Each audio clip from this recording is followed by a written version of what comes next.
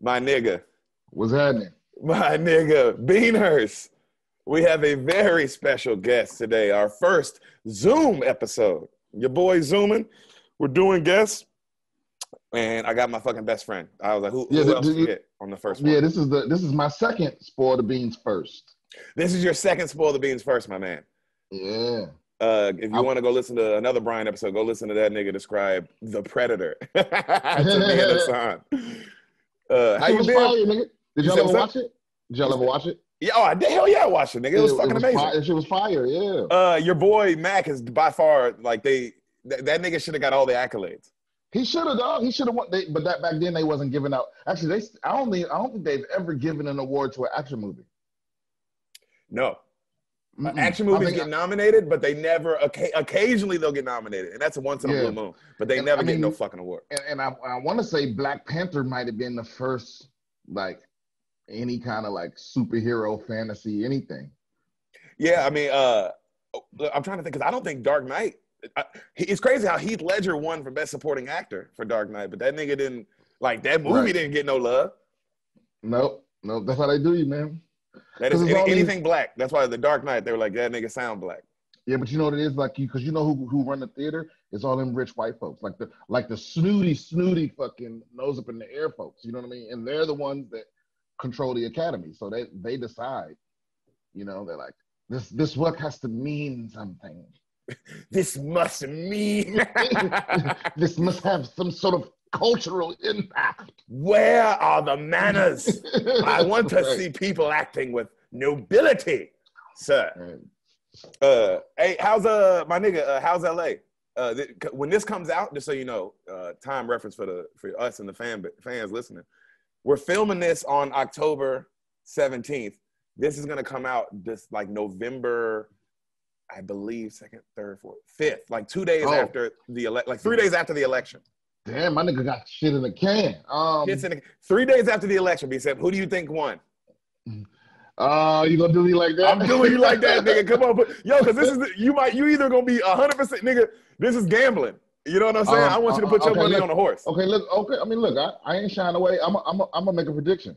Let me hear it. I think it's gonna be Biden by a landslide. Like I think it's gonna be. He's gonna get blown out. Trump? Bro. Yeah, bro. Bro, listen. So I just read something about early voting in like Texas and Georgia. Texas, I forget what the other state was. But it was like there were more people that voted early in this county in Texas. There were more people that voted early than there were people that registered to vote in the last election. Jesus. Yeah, like their registration is up to like 90-something% when it's usually like the America is usually around like 67% of people vote.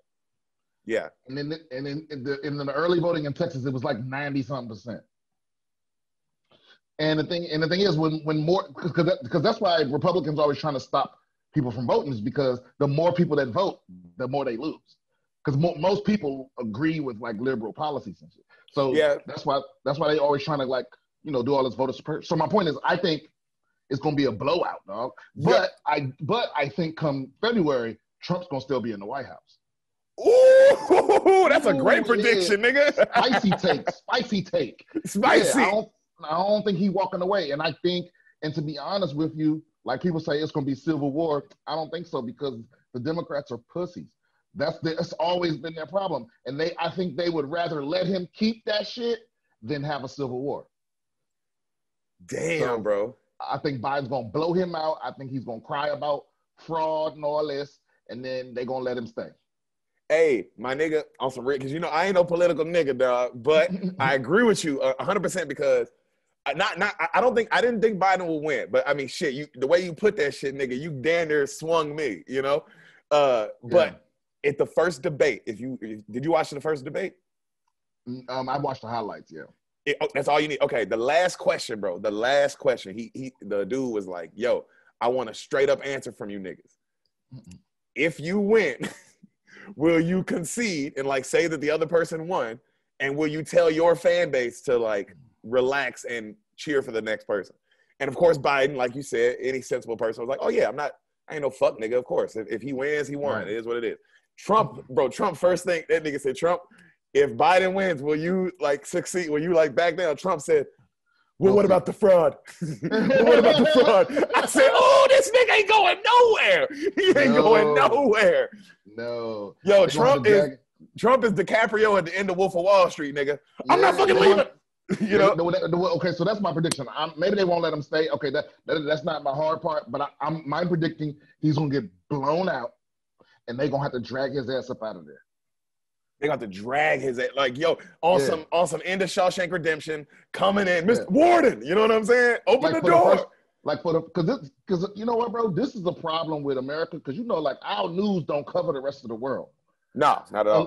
Like mad people got to die for us to hear about something happening somewhere else, right? Yeah, fucking Ariana Grande concert has to get blown up, or else we will not know. Yeah, either mad people got to die or Americans got to die. Yeah, or be in trouble, right? So, but it happens everywhere, nigga. Like for the first time in America, I think the military gonna have to step in and remove this nigga or something. I don't know how he gonna get removed, but I know he not gonna go down willingly, bro. Nah, dog, he ain't. No, but whatever. I mean, I'm ready, nigga. I got my passport. I'm ready to get the fuck up out of here. Hey, what you saying, bro? I got a passport to nigga. Canada looks sweet right now, bro. Nigga, Mexico, nigga. Mexico ain't bad, nigga. Mexico ain't bad. Mexico might be standing there like, oh yeah, nigga. Remember? Hey, that makes it remember. Remember all that shit y'all was talking? Get your ass back over that border. Hey, you stupid, bro. I'll get to that later. But how's LA been, dog? We'll get into the movie, Beaners. Relax. We'll get into the fucking movie. But I ain't talk to my nigga in a minute. LA is weird, man. LA is it's just as evil and vapid as it always been. You know, people been doing little shows. You know, it's weird, man, because comedy is sort of I wouldn't say underground. Okay. But a lot of people are putting on shows in a way where it's like we're following the rules, but we still wait because they'll shut shit. Like they'll tell you it's fine, and then they'll shut shit down. Like the city might say it's okay, but then the county finds out about it and goes, nah, you know? Yeah. Okay, I mean, it's damn near like, bro, I feel like comedy right now, fool, is on some like underground hip hop shit, nigga. Like surviving by any means, you know? Yeah. Yeah, and the crazy thing about it all is that the store has like the worst, I wouldn't say the worst, but like the hardest shows, like going up in that window is, woo, boy, that's a task, boy. That's just eating your vegetables, son. It's like you gotta do it, you know. And that's coming up from a nigga who, I mean, you're a paid regular. Who you go up at the Comedy Store. I mean, shit. I mean, the majority of your spots so far in your time before COVID were those late night 1:30 a.m., 2 a.m. spots. Oh, nigga, that was shit, nigga. I would throw a retarded infant off a bridge for those spots back, bro. Like these spots are hard, nigga. Like, and don't get me wrong, I like the challenge, but it's like, nigga, you ever beat a video game and then you try to play it again on the hard difficulty? And Hell yeah. Fuck this. That's what it's like. It's like that hard. Where it's like we purposely making this hard. Like we've never done a show. We've done some hard shows, right? Yes. But we've never done a show where it's like, no, nigga, this is on purpose. This is a challenge. You know, no, like usually you walk into a bar show and it's shitty as fuck, and you're like, all right, I'm gonna make this the best I can. But no, not now. Now it's like, because usually you walk into a show and it's shitty, it's because someone doesn't know what they're doing. Or they don't care. Right? 1,000%. But this is the Comedy Store. They know exactly what they're doing. You understand what I'm saying? But it's like, this is the only way we can do it. It's the shittiest way. I mean, don't get me wrong. It could get shittier. Like, it could be somebody standing behind you with a gun to your head. You know what I mean? Yeah. But keep in mind, you're standing. Have you did you do one of the window spots before you left? Literally the window spots didn't start back up where they allowed them to do it again right after we left. Oh yeah. So you're standing in the window, facing outwards onto the patio, and And see, and the window is the key piece, because I know your mind is going, well, they could just have you be outside, but you're not allowed to be outside. The performer can't be outside. There's got to be that glass. So you're standing in the window. You can't hear or feel the crowd. Oh, well, that's not. I mean, not a disrespect, but it isn't stand-up comedy if you can't feel them, and that's just my opinion. You can't feel them, right? If you can't feel them, it's joke telling, and I love telling jokes, but it's not stand-up. The craft, right? And also, here's the other side of it too. Is they can hear you, but it's free. So, and you standing in the window like one of them dollar strippers. You standing in the window like I don't know what you call those girls, a go-go dancer. You know what I mean? So it's like, yeah, some Amsterdam shit. So it's like, bro, I'm talking about like the most unappreciative crowds, because these are niggas that was just walking down the street and were like, oh, all right, yeah, okay, I'll sit down. They don't give a fuck. They ain't pay for it. It's nothing, and they know this business is desperate. It's the worst people. It's the worst people. I start every set by just telling the crowd how much I fucking hate them. Well, first off, bro, you know how I know they're the fucking worst people? They're going out to like random. You're going to just some bar. You're just going because that's what the comedy club is right now. The Comedy Store right now is just a bar like any other bar. So it's like, bro, that's what you want to do. You want to go out to a bar. Any nigga that's like, bro, I gotta go out to a bar. Bro, you are the lamest nigga on earth, fool. Yeah. Well, this is really the other part too.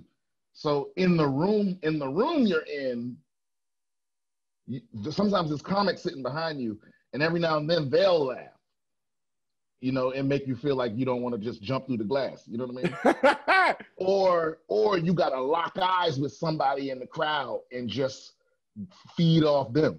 It's like one of them things, man, because I don't know. But it is a challenge because don't get me wrong. I've still killed in that window. Well, yeah, hey, funny is funny. I'm not taking away. Funny is a funny motherfucker is a funny motherfucker.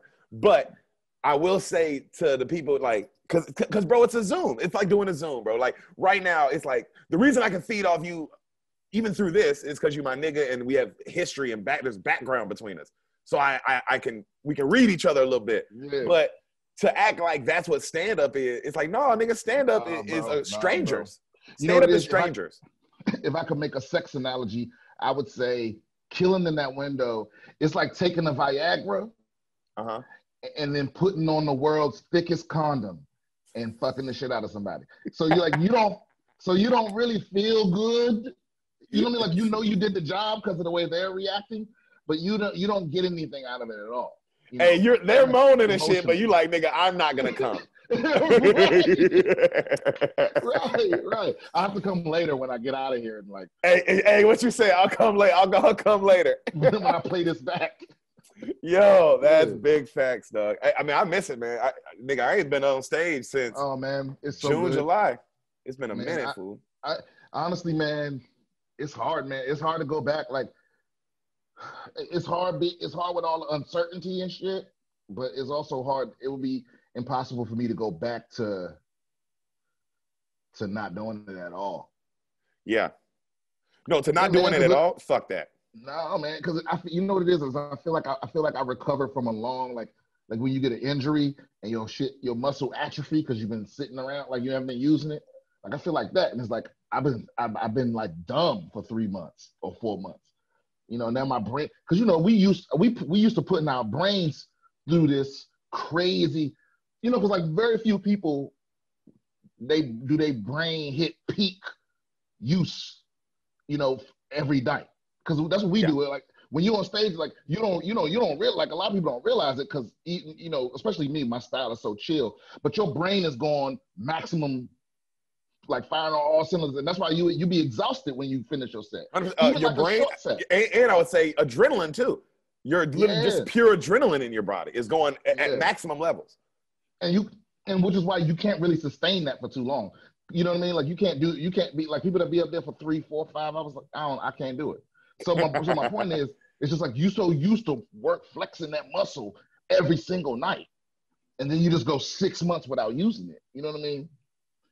And I will say this, Brian, for the last 9-10 years, I mean, nigga, the last we've been flexing that muscle every single night, multiple times a night, for almost 10 years straight, like every single night. So, nigga, I feel like, I feel like a retired fighter, bro. You know what I'm saying? Where I'm like, I don't know what to do. I've read every book there is.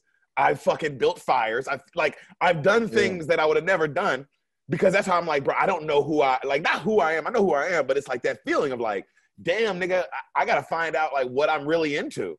But you still got it. You still got it. Oh, hell, I don't like, here's the analogy I use is the damn, it's like I feel like a master chef that just haven't been in my kitchen in a long time. So it's like I don't remember exactly what all the spices and shit are and with certain knives and shit are, but I know the tools I need, but I gotta think about where they are. You know, where I used to just preach. It used to just be there. It used to be just be available to me. You know what I mean? On some Magneto shit, nigga, just zing, like it's in your hand. Because I feel like I'm Superman and I gotta stand there and go, fly, nigga, fly, you know, instead of just doing it. 100%. Yeah, that's a great way to put it, bro. It's coming back though. It's coming. Yeah, I mean, you've been getting up. I'll be when we leave here and we go to Baltimore first, and then I'm gonna start from Baltimore because I looked it up. They got 2 clubs and an open mic scene. So and they're open. They're open in Baltimore. But I'm like, nigga, look, and I can't be mad. I can't be mad at people for trying to make a living, man. No, we'll just die. Like, because I get it. I believe in COVID. I believe in masks and all of that. But I also, like, what are people supposed to do, nigga? Like you supposed to just pass away? Also, we're acting like people don't die. And it's like, yo, bro, people die. Like, I know we're smarter now and we have phones and we're more educated and all these things. But my nigga, people still die. They will keep dying. You can't stop living. Like you said, bro, we can't completely stop living, fool, because people are dying. People die. My thing is just that when I see the next man, because bro, I had people message me and hit me in my DMs talking about, nice mask you have on there or some shit like that. And it's like, oh yeah, okay. Nigga, mind your business. You don't know my business. Mind your business, bro. Also, hey Brian, basically I'm telling you, some person with I'm in my comfy house or however I'm living, and I'm telling you don't hey, your bills don't matter because the government don't give a fuck. Your landlord don't give a fuck about COVID, bro. I need that rent, nigga. I need that rent. Period. Yeah, absolutely right. Grocery store ain't giving out free food. Like, I don't know what these niggas think this world is, bro, but niggas got to keep living. And I'm sorry that my choice of life is entertainment. Yeah, nigga. I mean, listen, I wish I could pay bills in responsibility, nigga. You know, I wish I could call a light company and go, hey, man, I've been responsible. Let me tell you everything that got me to this situation. I'm responsible as fuck. Right, they should have that, like a nigga you call and you like, hey man, just like you tell him a story, and if it's a good enough story, he like let you slide. Yeah, he's like, damn, nigga, I've been there, bro. You know what? Get it to me on the 10th. Right, they still ain't gonna forgive it, nigga. They gonna like, all right, we'll give you 6 months. Yeah, man, but shit, that's why I will say this. I do think before we even get into this podcast, I think podcasting and social media and they were already big, like, right, to be a comedian. It's like, oh, you should be on social media, you should be podcasting. But now it's like, well, if you're a comedian and you're not doing one of those things, are you even a comedian? Because I know you ain't getting up. Yeah, you ain't getting up, nigga. I know you ain't. I ain't getting up, so I know you ain't getting up. Bro, this nigga's I know comics is like doing podcasts, Cameo, Stereo, OnlyFans, all that, nigga. Like, nigga, I just got on Stereo, nigga. I ain't above it, nigga. Hey, Stereo, it will pay. Yeah, they'll pay you that bread. So that's why I was like, I'll do it. All right, I just signed up. Get on that Cameo too, my nigga. I should get on Cameo too, bro. Just wish niggas happy birthday for bro. That shit costs money just to talk to you. I know, and that's fucking. It's like OnlyFans or some shit. Right. It's like OnlyFans. But it's yeah, like only my fans with money. That's what Cameo is. It's only fans with money. Yeah. But yeah, that's for sure the game now, bro. The game is like like officially that, because I did think there was this way where you could still do it without any kind of self. Like Gerard Carmichael is a great example. Gerard Carmichael doesn't have a podcast, or he doesn't on social media, but he still made it to the top of the top. I think that I don't know if anyone will be able to do that anymore. without, because there's no way to get up. There's no way to see. Like, if you wanted to see Gerard Carmichael, you can go to the store every night. You could go to the Improv. You go to the Laugh Factory. He was up every night. You could see that motherfucker. You could see the talent. Now it's like, bro, unless you're at one of the 7 road clubs that are open, how is anyone even seeing you? Like, how are you displaying your abilities? You know, that's what I mean by I think social media is really taking over now. Yeah, you got to find something, dog. But to be honest, man, it's always been that. Yeah. For the people that, until you hit a certain level, it's always been survival. That's the game. Yeah. It's how can I survive and make a little money, make enough money off stand-up to help me survive. But I'm also doing all this other shit to survive. You know what I mean? Yeah. I know people. I know people that's proposed to motherfuckers so they can survive. You know what I mean? so I, it's always been about survival as far as I'm concerned. Yeah, stand up for sure is it's a survival of the fittest kind of game, 100%. Yeah. Or the shame. Every gig just gets you to the next gig. Like every once in a blue moon will a gig change your life. Usually one gig just gets you to the next one. You know. I told somebody the other day, man, you gotta have a lot of talent or no shame. You know, or some combination of the two. Those are the people that make it. The people with talent and the people that don't have no shame whatsoever. You know, and then somewhere in the middle. But you gotta have a combination of the two. And then somewhere in the middle. Yeah. You gotta have a combination of talent and lack of shame. That's how you make it. You know what I mean? Some people are all talent and a lot of shame. Some people are no talent and no shame, and both people will make it. Yo, that's the craziest part about comedy. It's like, it ain't like sports, nigga. A nigga can't be like, yo, he might not be fast or athletic or can jump, but man, that nigga's charismatic. You know what I mean? Like, right. In sports, it's nigga, can you hoop? Can you hoop? That's it. Nigga. That's the question. Or it's like you just keep bothering Bill Belichick till he makes you a starting receiver. Yeah, you just kept glad handing him until you got on the field. You know what I'm saying? It's like, you're 100% right. A nigga with no shame can get far. He turned to Randy Moss like, yo, Deric has more followers. Hey, Randy, he does social media really well. What do you want? I know you can run, you know? Yeah. Again, that's a great point, man. Speaking of which, your boy D-Bates, he stepped up his social media. Oh, man, his social media is, my nigga's, setting himself up for post-football career, and I'm loving it. Oh, yeah. I'm loving it. I've been flying out. He's been, my nigga been flying me out because he's a good nigga, and he's rich. So he better fucking fly me out. But he's been flying me out to do this podcast with him in Nashville and shit. So he's been taking it like, when a nigga is like, oh, this isn't like, you're not like, oh, I'm gonna do a podcast. And like, no, it's like, he's like, I'm gonna fucking do a podcast. Right. And like I'm gonna turn this room into a podcast. Right. Yeah, and he's studying Rogan. He's studying and just like the 85 South show. Like you can tell he's just like going back. That's when you know a nigga wants to do it, is when he's like, all right, let me see Rogan's first 400 episodes. Like, what did those look like compared to his next 400, compared to his next 400? You know what I'm saying? Like, when you really like, all right, how do I build a sustainable thing? Which is what I'm trying to do with Spoil the Beans. You know what I mean? And what you're trying to do with BS with Brian Simpson. Go check out that guy. It's Beaners. BS with Brian Simpson. Yeah. But, that my nigga's grinding, fool. And I'm glad you brought him up, Darren. I'm glad you brought up Darren, Brian, because before we get into the episode, we got to pay the bills. Oh, man. Do that.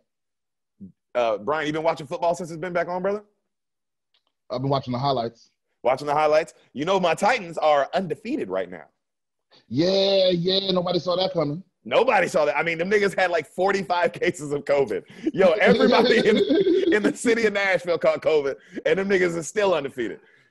I know, right? The reason I bring that up is because you know that our bills are paid here at Spoil the Beans by none other than starting linebacker. Well, not starting linebacker, but backup linebacker for the Tennessee Titans. My nigga, my best friend, my homie, Darren Bates. Darren Bates.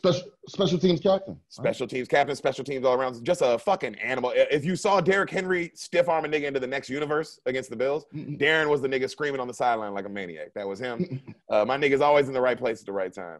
But Darren Bates, you go to Instagram, follow him at Westland_Son56. Westland_Son56. Follow Darren Bates. You go follow his podcast, The Raw Room, available on YouTube, Spotify, iTunes.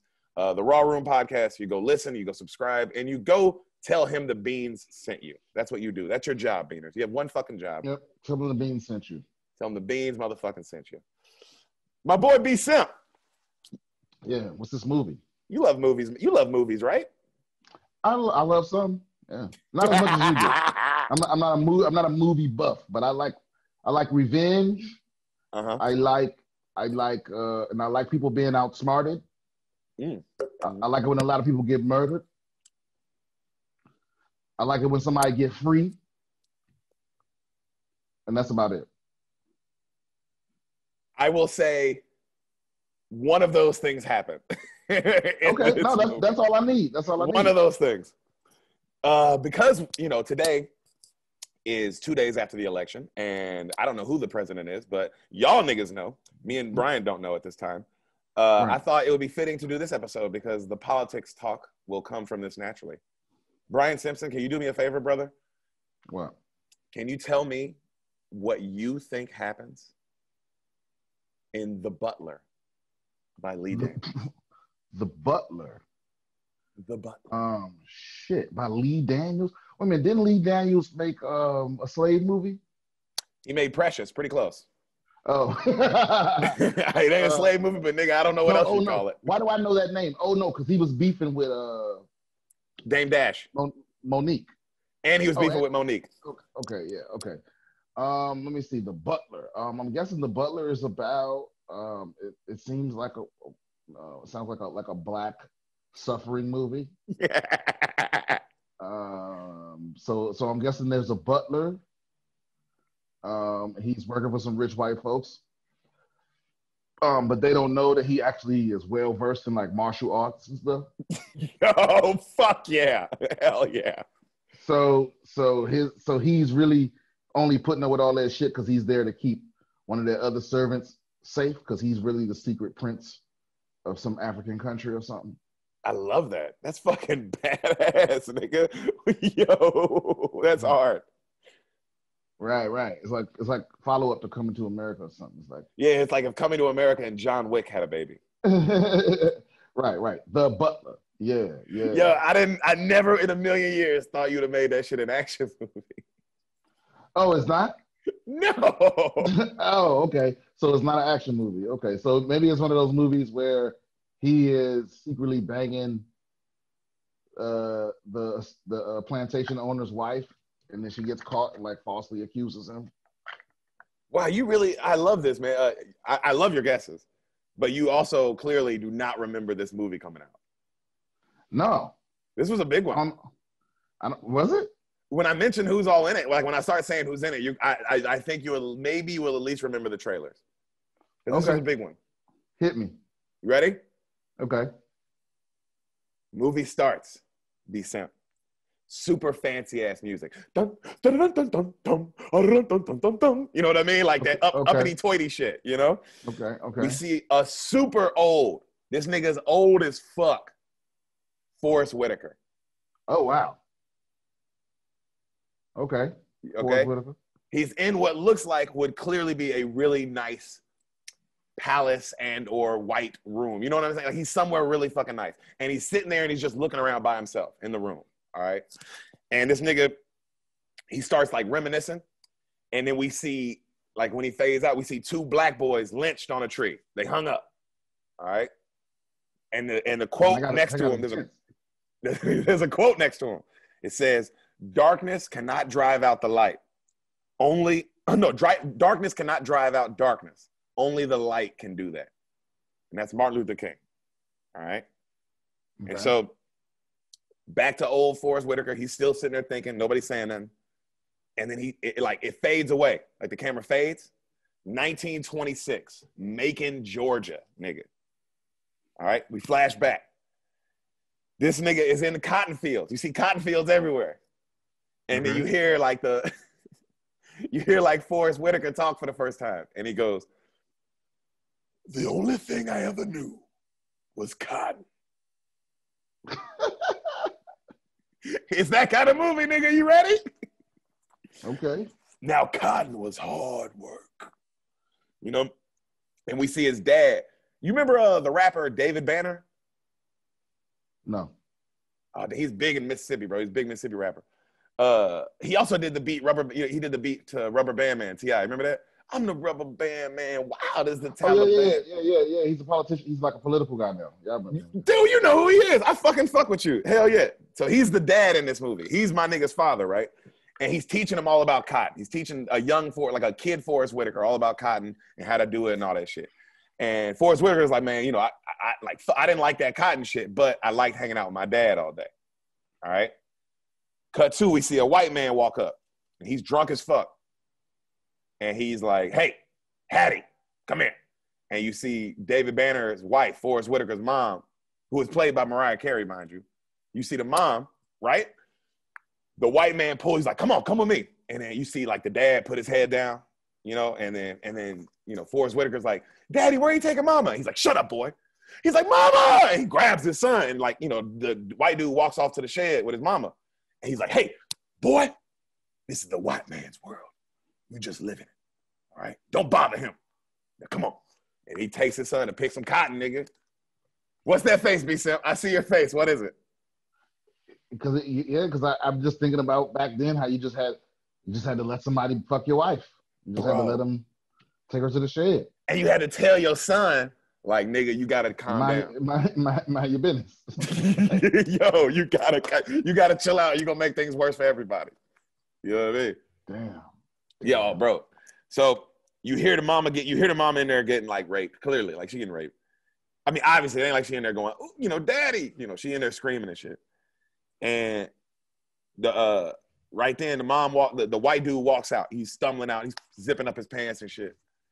And Forrest Whitaker looks at his dad. He's all mad. He's like, Paul, what you gonna do?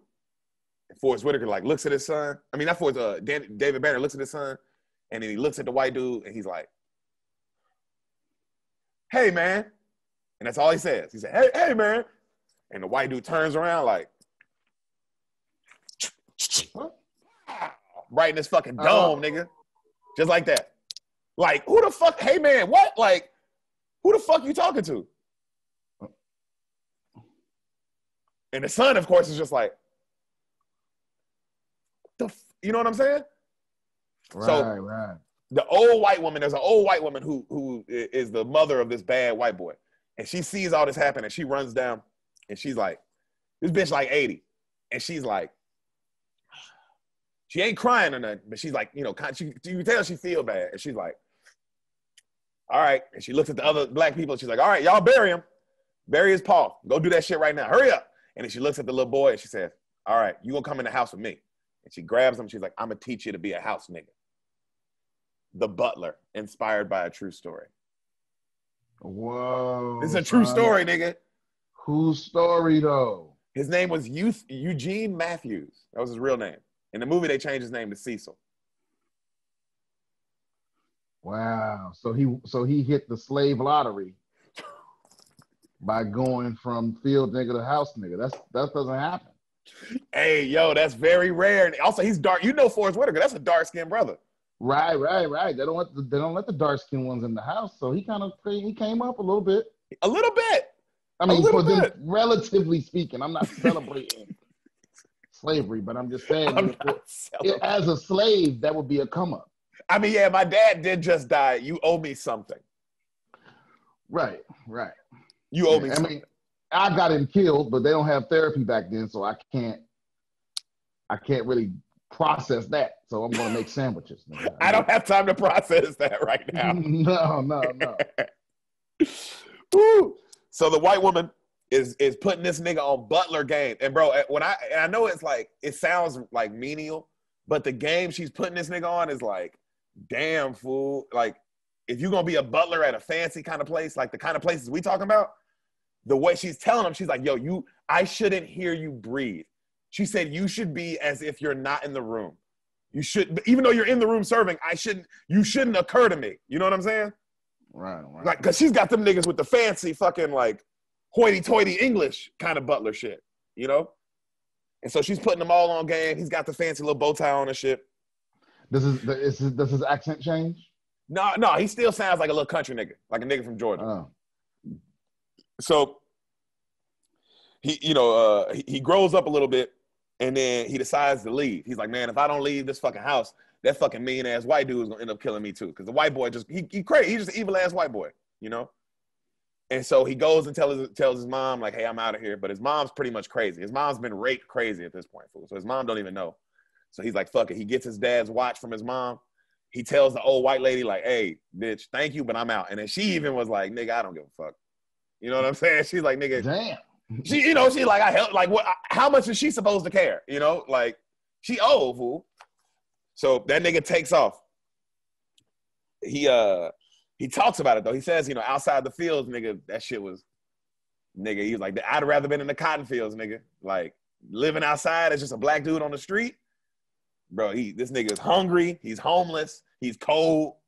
You know what I'm saying? He's what just year fucked. is this? This is like 18 something. This is 1926. So I'm guessing this now it's probably like he's like a teenager now. So I'm gonna say he's like 1932. Okay.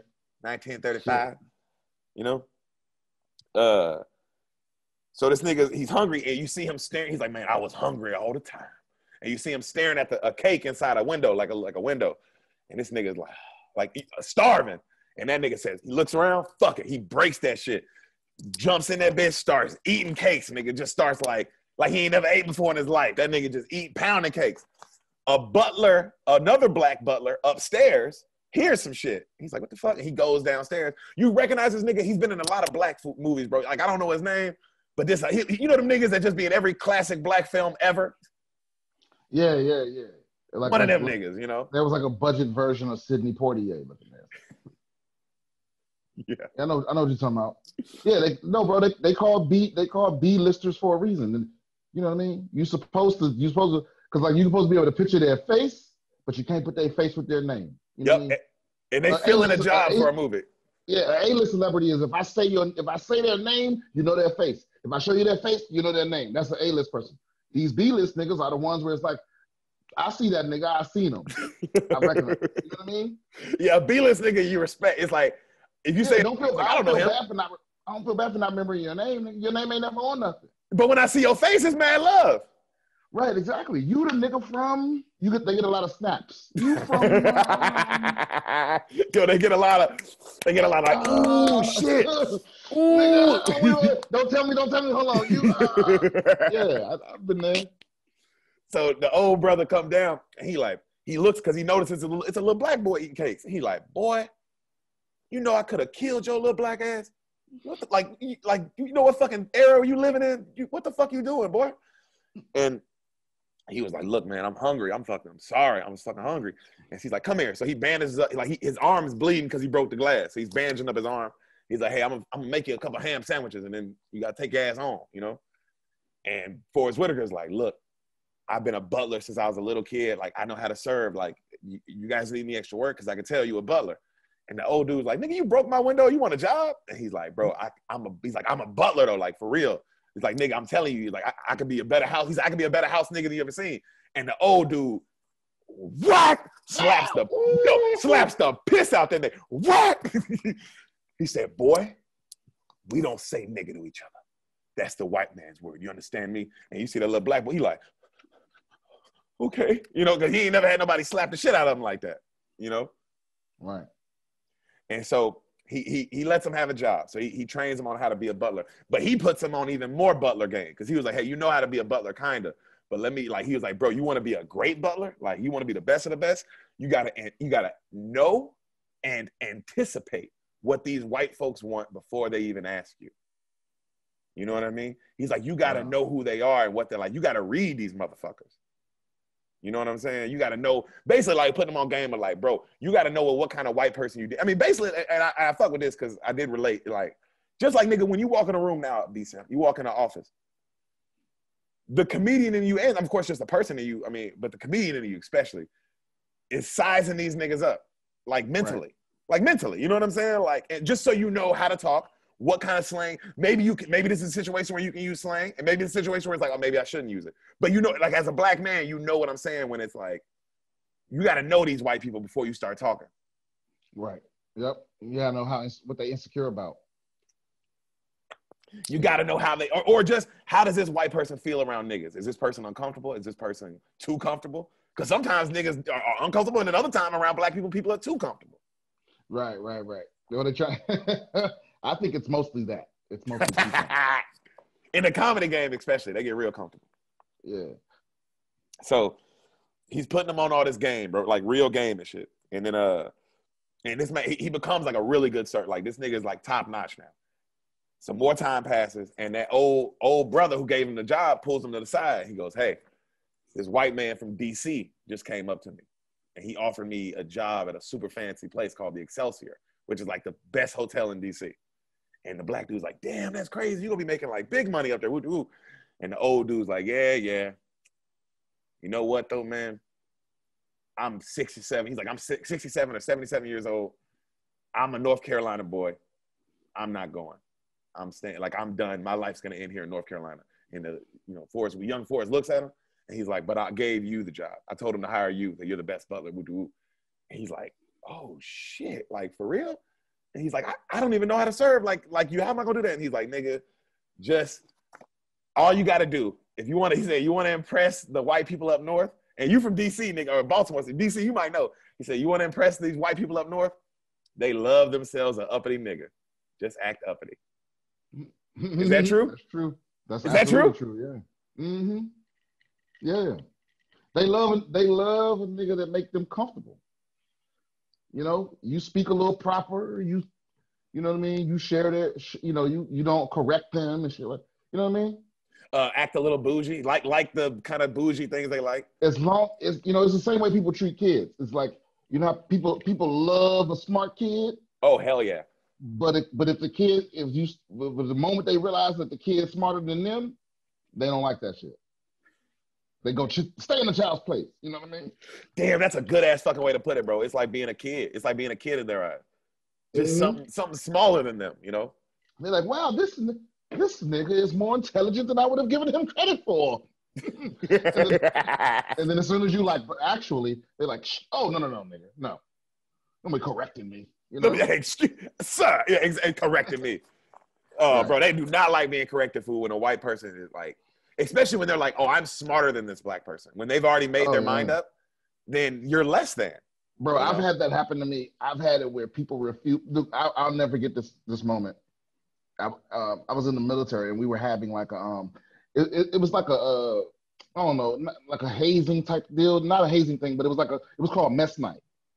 And basically, it's a night where shit switch for like the lowest ranking, like one of the lowest ranking people is in charge of the night. Basically, it's like a dinner. It's like everyone dresses all fancy and shit. But I was the lowest nigga to get promoted, so I was in charge of the whole night. So I'm the president of the mess, is what they call it. Right? Okay. So I get to address everything. Don't get me wrong. There's a table of honor, and all those people outrank you by a long shot in real life. You know what I mean? Yeah. So, but it just for the purposes of this night, you're in charge. You know what I mean? So, and I remember, I'll never forget. I'm in a room full of these white boys, some of which are my good friends. And I remember using the word egregious, right? Mm-hmm. And one of the dudes at the table of honor was like, "That's not a word." You know what I mean? And then and everybody just started agreeing. They're like, "Hey, nigga, spell it." You know what I mean? It was that kind of situation. It was like, it's like, just because I said a word that none of them had ever heard of, it can't be real. It's not a real word. It's what they that's the conclusion they came to. Bro. And we didn't have smartphones at this time, so it wasn't like if you wanted to Google it, you had to wait till we got to work the next day. I mean, because this is also right before people had broadband. So if anyone had internet, it was dial-up. So most of us didn't have it. So we had to all wait till we got to work the next day, And I know they looked it up. But nobody said anything to me because they didn't want to. You understand what I'm saying? Oh, I know exactly what you're saying. But it was a big deal. It was like everybody laughing, like, "Oh, this nigga making up words." Blah, blah, blah. Like, you think I made up a word just because you ain't never heard it before? Also, egregious. You think I got there on my own? I just got there? Like what? Right. It was so crazy. It was so crazy. But that's the world that's the world we live in. Because it was like from that moment forward, though, nobody ever did that again. Because it's that uncertainty was like, because they ain't never been around black people, so they just assume they smarter than you. Yep. You know, and then when they meet you and know that they might not be, they're like, oh shit, maybe this nigga is smart. You know what I mean? It's I think a lot of white folks have that. They have that struggle. It's a hard struggle to deal with, bro. I think. Like it can't be. It's almost like a little girl coming up and whooping your ass. You know what I mean? Like when you see a little girl walk up to you, like, oh, ain't that cute? You angry? Okay, and then she beat the shit out of you. You know what I mean? And you're like, oh shit. I guess I just have to face that reality, nigga. I guess as much as it don't make sense. As much as it doesn't make sense, this is the world I'm living in. Right, she beat my ass. Yeah, I don't know. I'm sorry. Don't be sorry. I love it. Any tangent. Oh my God, that was great. So, my nigga Forrest Whitaker takes that job in DC. Okay. It's 1957. All right. So he is at the Excelsior. It's now Forrest Whitaker in the movie. It ain't no like young nigga. It's like him playing a young, like they put makeup on him, make him look like a young nigga. You know what I'm saying? Okay, right. And he's at this DC hotel. And you see him in a like what's up? Did they fix his eye for this? You know what's funny, fool? His eye is straight for this movie. Wow. Not like straight, but it's like it ain't as crooked as it was. I'll say that. Okay. They gave him a prosthetic eyelid or something. Yeah, fool. Or they taped that nigga eye so it looked like this all the time. Like, you know what I mean? They did some shit, bro. So he's at this beautiful hotel and he is. This nigga is just smart, fool. You know when a nigga is like, yeah, he may be a butler, or yeah, he may be what you would say is an Uncle Tom, but this nigga knows how to not get murdered. You know what I mean? Like, he knows how to keep himself alive. Did I lose you? No, I'm here. Okay. So this white dude, this like judge, he's talking to like a really famous white judge. And he's like serving, and the white judge is talking to these other white men. And he's saying crazy racist shit about like how he doesn't want no Negroes in his white schools and blah, blah, blah. You know, shit like that, like how, we gotta, like, and this nigga, like, makes real, like, this is a real judge, you know what I'm saying? Like, we don't need black niggas, we don't need those niggers in our school and all that shit. And he looks at Cecil, and he goes, what do you think, Butler? Do you think the school should integrate? And the Butler goes, I like to just stay out of American and European politics. And then the guy goes, that's good. Politics are bullshit. Anyway, he laughs. And he goes, but if I were to say something, I'd say, I think they're going to have a hard time trying to integrate those schools. And he says it in a way where it sounds like he's on the white dude's side. But if you listen to what he's saying like, oh, because of people like you, it's going to be hard to integrate these schools. You know what I'm saying? Right. Like the double little, like just outwording these niggas. And then the white dude looks at him like, I like you, Cecil. And there's another white dude in the back who's like got a cigar and he's just staring at Cecil, just like, just watching him. You know what I'm saying? So this nigga goes home. He goes home, right? He's got a family. He goes home to his wife. My wife, Gloria, and our 2 sons. His wife, Gloria, is played by Oprah Winfrey. God damn. How did you not hear about this? I don't know, man. This is like all black people, bro. I wasn't on Black Twitter for a couple of years or something. You stupid nigga. So this nigga he's at home with his wife, and his oldest son comes in the room. His oldest son is Lewis. And did you ever watch the movie Selma? No. Did you ever see the Planet of the Apes with James Franco, the new one? With Caesar? Yeah. You know the black dude who's the bad guy in that joint? Okay, yeah. Him. He's his son, just so you see what that nigga look like. It's him. Okay. All right. And they're talking at the dinner table about Mammy Till, which is Emmett Till's mother. And you know the Emmett Till story, right? Yeah. Of course, he whistled at a white woman. So it just happened in their time. So they're talking about it. And the mother is going around doing speeches and shit. So they're talking about that and they're just discussing it. Right then, the phone rings. And then you see Forrest Whitaker's face get all serious. And he's like, man, whenever the white man call, you know it ain't nothing good. He said, if you'd have asked me to make a bet that day, I'd have bet all the money in the world I was going to get fired. And this nigga picks up the phone. He's like, hello? Cut to. We see this nigga in a fancy car and he's all nervous and he's heading to the White House. All right? To the president White House. To the White House. Oh, wow. Do you know what this movie is yet? No, nigga, no. Damn, this is amazing, bro. So they pull up at the White House, fool, and he's sitting in the exact same seat that he's sitting in the beginning of the movie as an old man. You know what I'm saying? He's sitting in that seat. He's all nervous and he's waiting. And then you see a white dude come up and go, hey, you know, they're ready for you now. And they pull him to the back. And he gets interviewed. And the dude giving him the interview is this fancy nigga, bro. And that's I don't even know how else to put it other than this is the fanciest nigga you've ever seen. You know what I mean? You remember Farnsworth Bentley, nigga, from all those Outkast videos? Yeah. Just a nigga like that, just all fancy. Wow. This nigga's name was like Francis or some shit. And he's like the head of hospitality at the White House or something? He's the head of the black hospitality, like one of the heads of the black hospitality. Like, there's black hospitality and there's white hospitality. And this nigga is like in charge of the black. But this nigga, you would think this nigga is the president of the United States. Like his office is extremely nice. I mean, because he's in the White House. You know what I'm saying? Right. And so he's looking at him, at Forrest Whitaker, and he's like, you know, so Mr. Gaines, are you, he's talking to Cecil Gaines, Forrest Whitaker. He goes, are you into politics? And Forrest Whitaker goes, no, sir, I'm not. And he goes, good. We have no room for politics at the White House. You understand me? And he's like, yes, like, oh, damn, okay. And he's like, you know, normally I hire the staff on my own, so I can't believe they chose you without my liking. And then Forrest Whitaker does some smooth shit of like, well, I'm sorry to hear that you didn't choose me, and I would never want to overstep any boundaries like that you have. He's like, but if, from what I've heard about the White House staff and everything, whoop de whoop, if you're the man in charge, apparently it's the greatest staff on earth. And then you see the black dude kind of like, look at this nigga, you know? Right. And then he kind of puts his hand like this, and then Forrest Whitaker hits him with another one. He goes, oh, is that French cognac? And he has a bottle of like some fancy French cognac. And this nigga says everything about France cognac. Like every single thing. And then he compares it to like all Irish whiskey and like all Russian vodkas.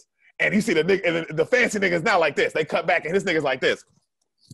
Like, you know what I'm saying? He's like, this nigga know more than me. Right? And this nigga, yo, Brian, and he was being all fancy and talking all elegant. And then when Forrest Whitaker gets done talking, he goes, oh, nigga, you got the job.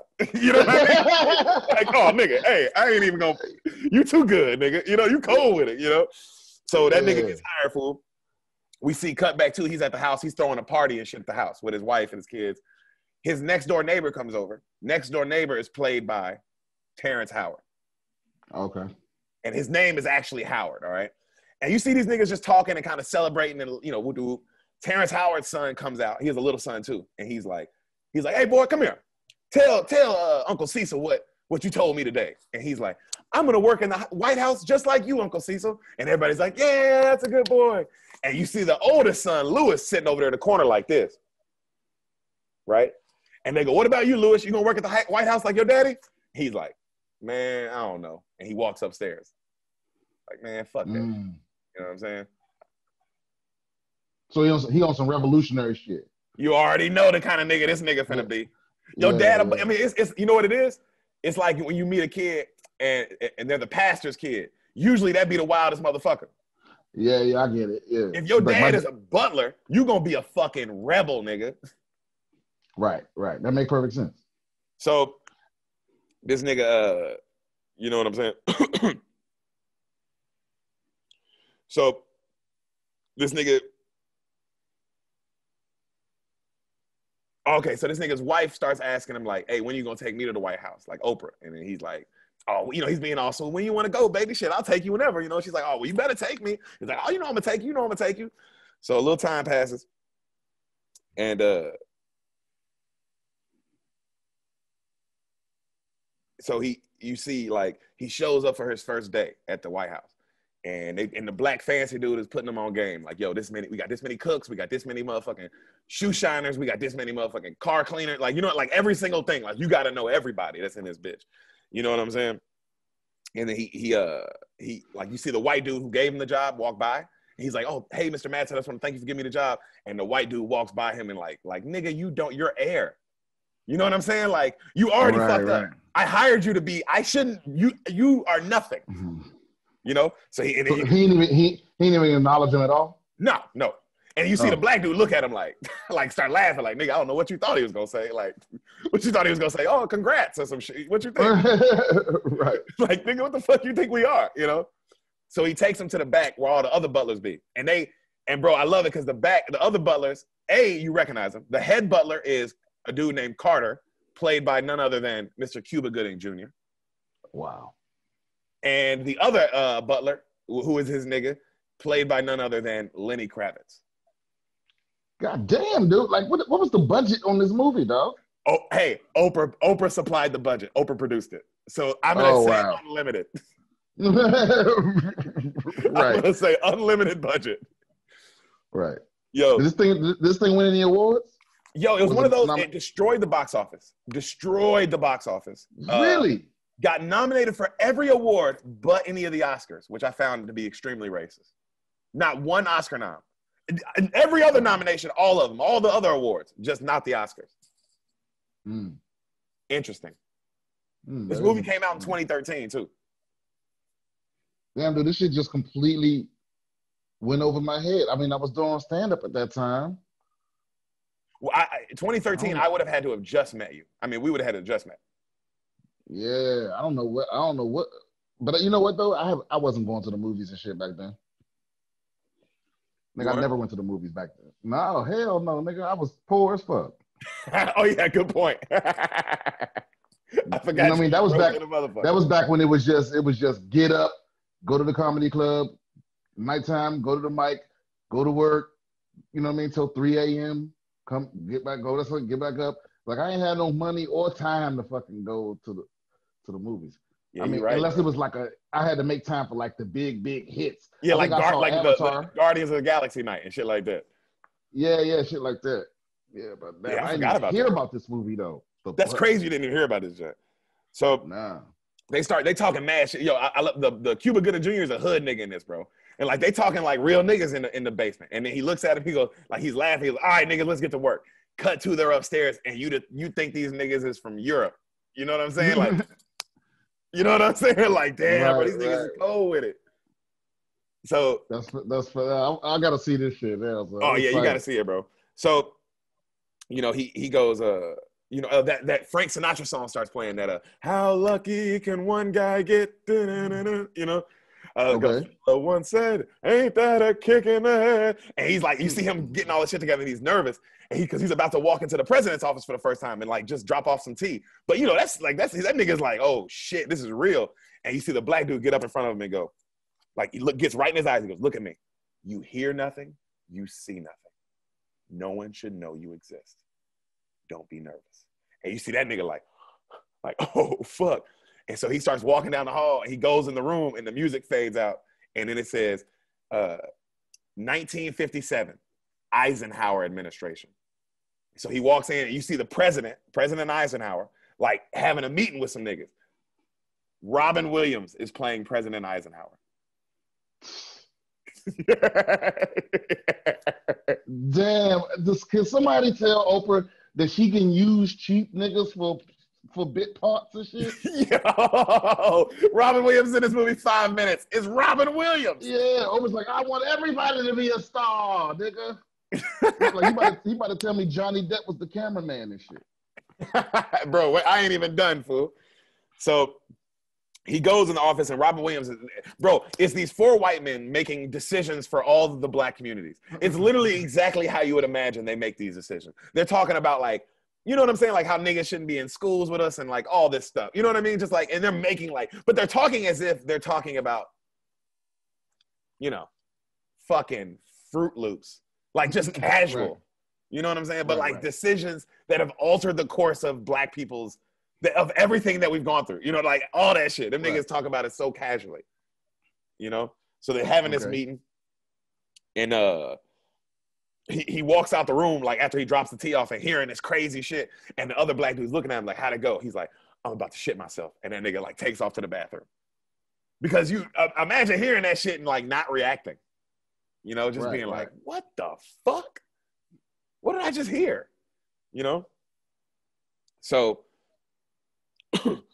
he gets home that night, right? He gets home that night and he sees his oldest son looking at like the Mammy Till poster about where the speech is going to be. He like tries to hide it. And then Forrest Whitaker's like, what the fuck was that? He was like, and he shows him. He goes, what are you doing with that? He's like, I'm going to go to the speech. He goes, boy, you ain't going to that. He goes, Dad, come on, man. It could have been me. Hey, boy, that couldn't have been you. How's it going to be you? I work for the most powerful white man in the world. That ain't going to be you. You ain't going to none of that shit. Now, you hear me? And he's like, and you can see Lewis is like, the oldest son is getting more and more like, Man, fuck this Uncle Tom shit. Yeah, we're about to throw hands. Yo, because I don't like how this is going, bro. You know what I'm saying? And women, and it's supposed to for who? You said for Emmett Till? Yeah. Okay. So, we see so we see Eisenhower the next day. This nigga's painting this shit, right? He's painting, and the butler comes in, and Eisenhower, Robin Williams, starts asking that nigga like, "Hey, you got kids?" And he's like, "Yeah, I got two boys." He goes, "Do they go to colored schools?" And he's like, "Yep." He's like, and then right there, somebody busts in and goes, "Hey, Eisenhower, down in Little Rock, they're not letting the black kids integrate the schools." And he's like, "Fuck."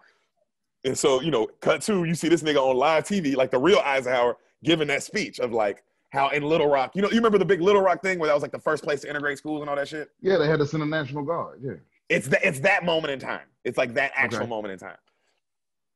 So, he makes the speech, and you see, what's his name? Our boy Forrest Whitaker watching, and like he's really proud. He's like, "Wow, that's the first time in my life I ever seen this white man stick his neck out for us." But you see Lewis watching that shit, and Lewis is like, "Man, fuck this nigga." You know what I'm saying? Like, right. Like, fuck this dude, bro. And he's like, "I don't understand why Lewis couldn't see Eisenhower was helping us." Cut to, Lewis is going to college now, and he chooses to go to Fisk University in Tennessee. And his dad's like, "Why ain't you gonna go to Howard? You should go to Howard so you can be close." And Gloria, the Oprah Winfrey, she's like, "Let the boy go to Fisk. That's what he wants to do. Let him go." And he's like, "Oh, God damn it. All right." He pulls him to the side and he goes, "Let me tell you something, son. You're the first. You're the first one in our family to go to college." He's like, "Yeah, I know, Dad." He goes, "Don't fuck it up."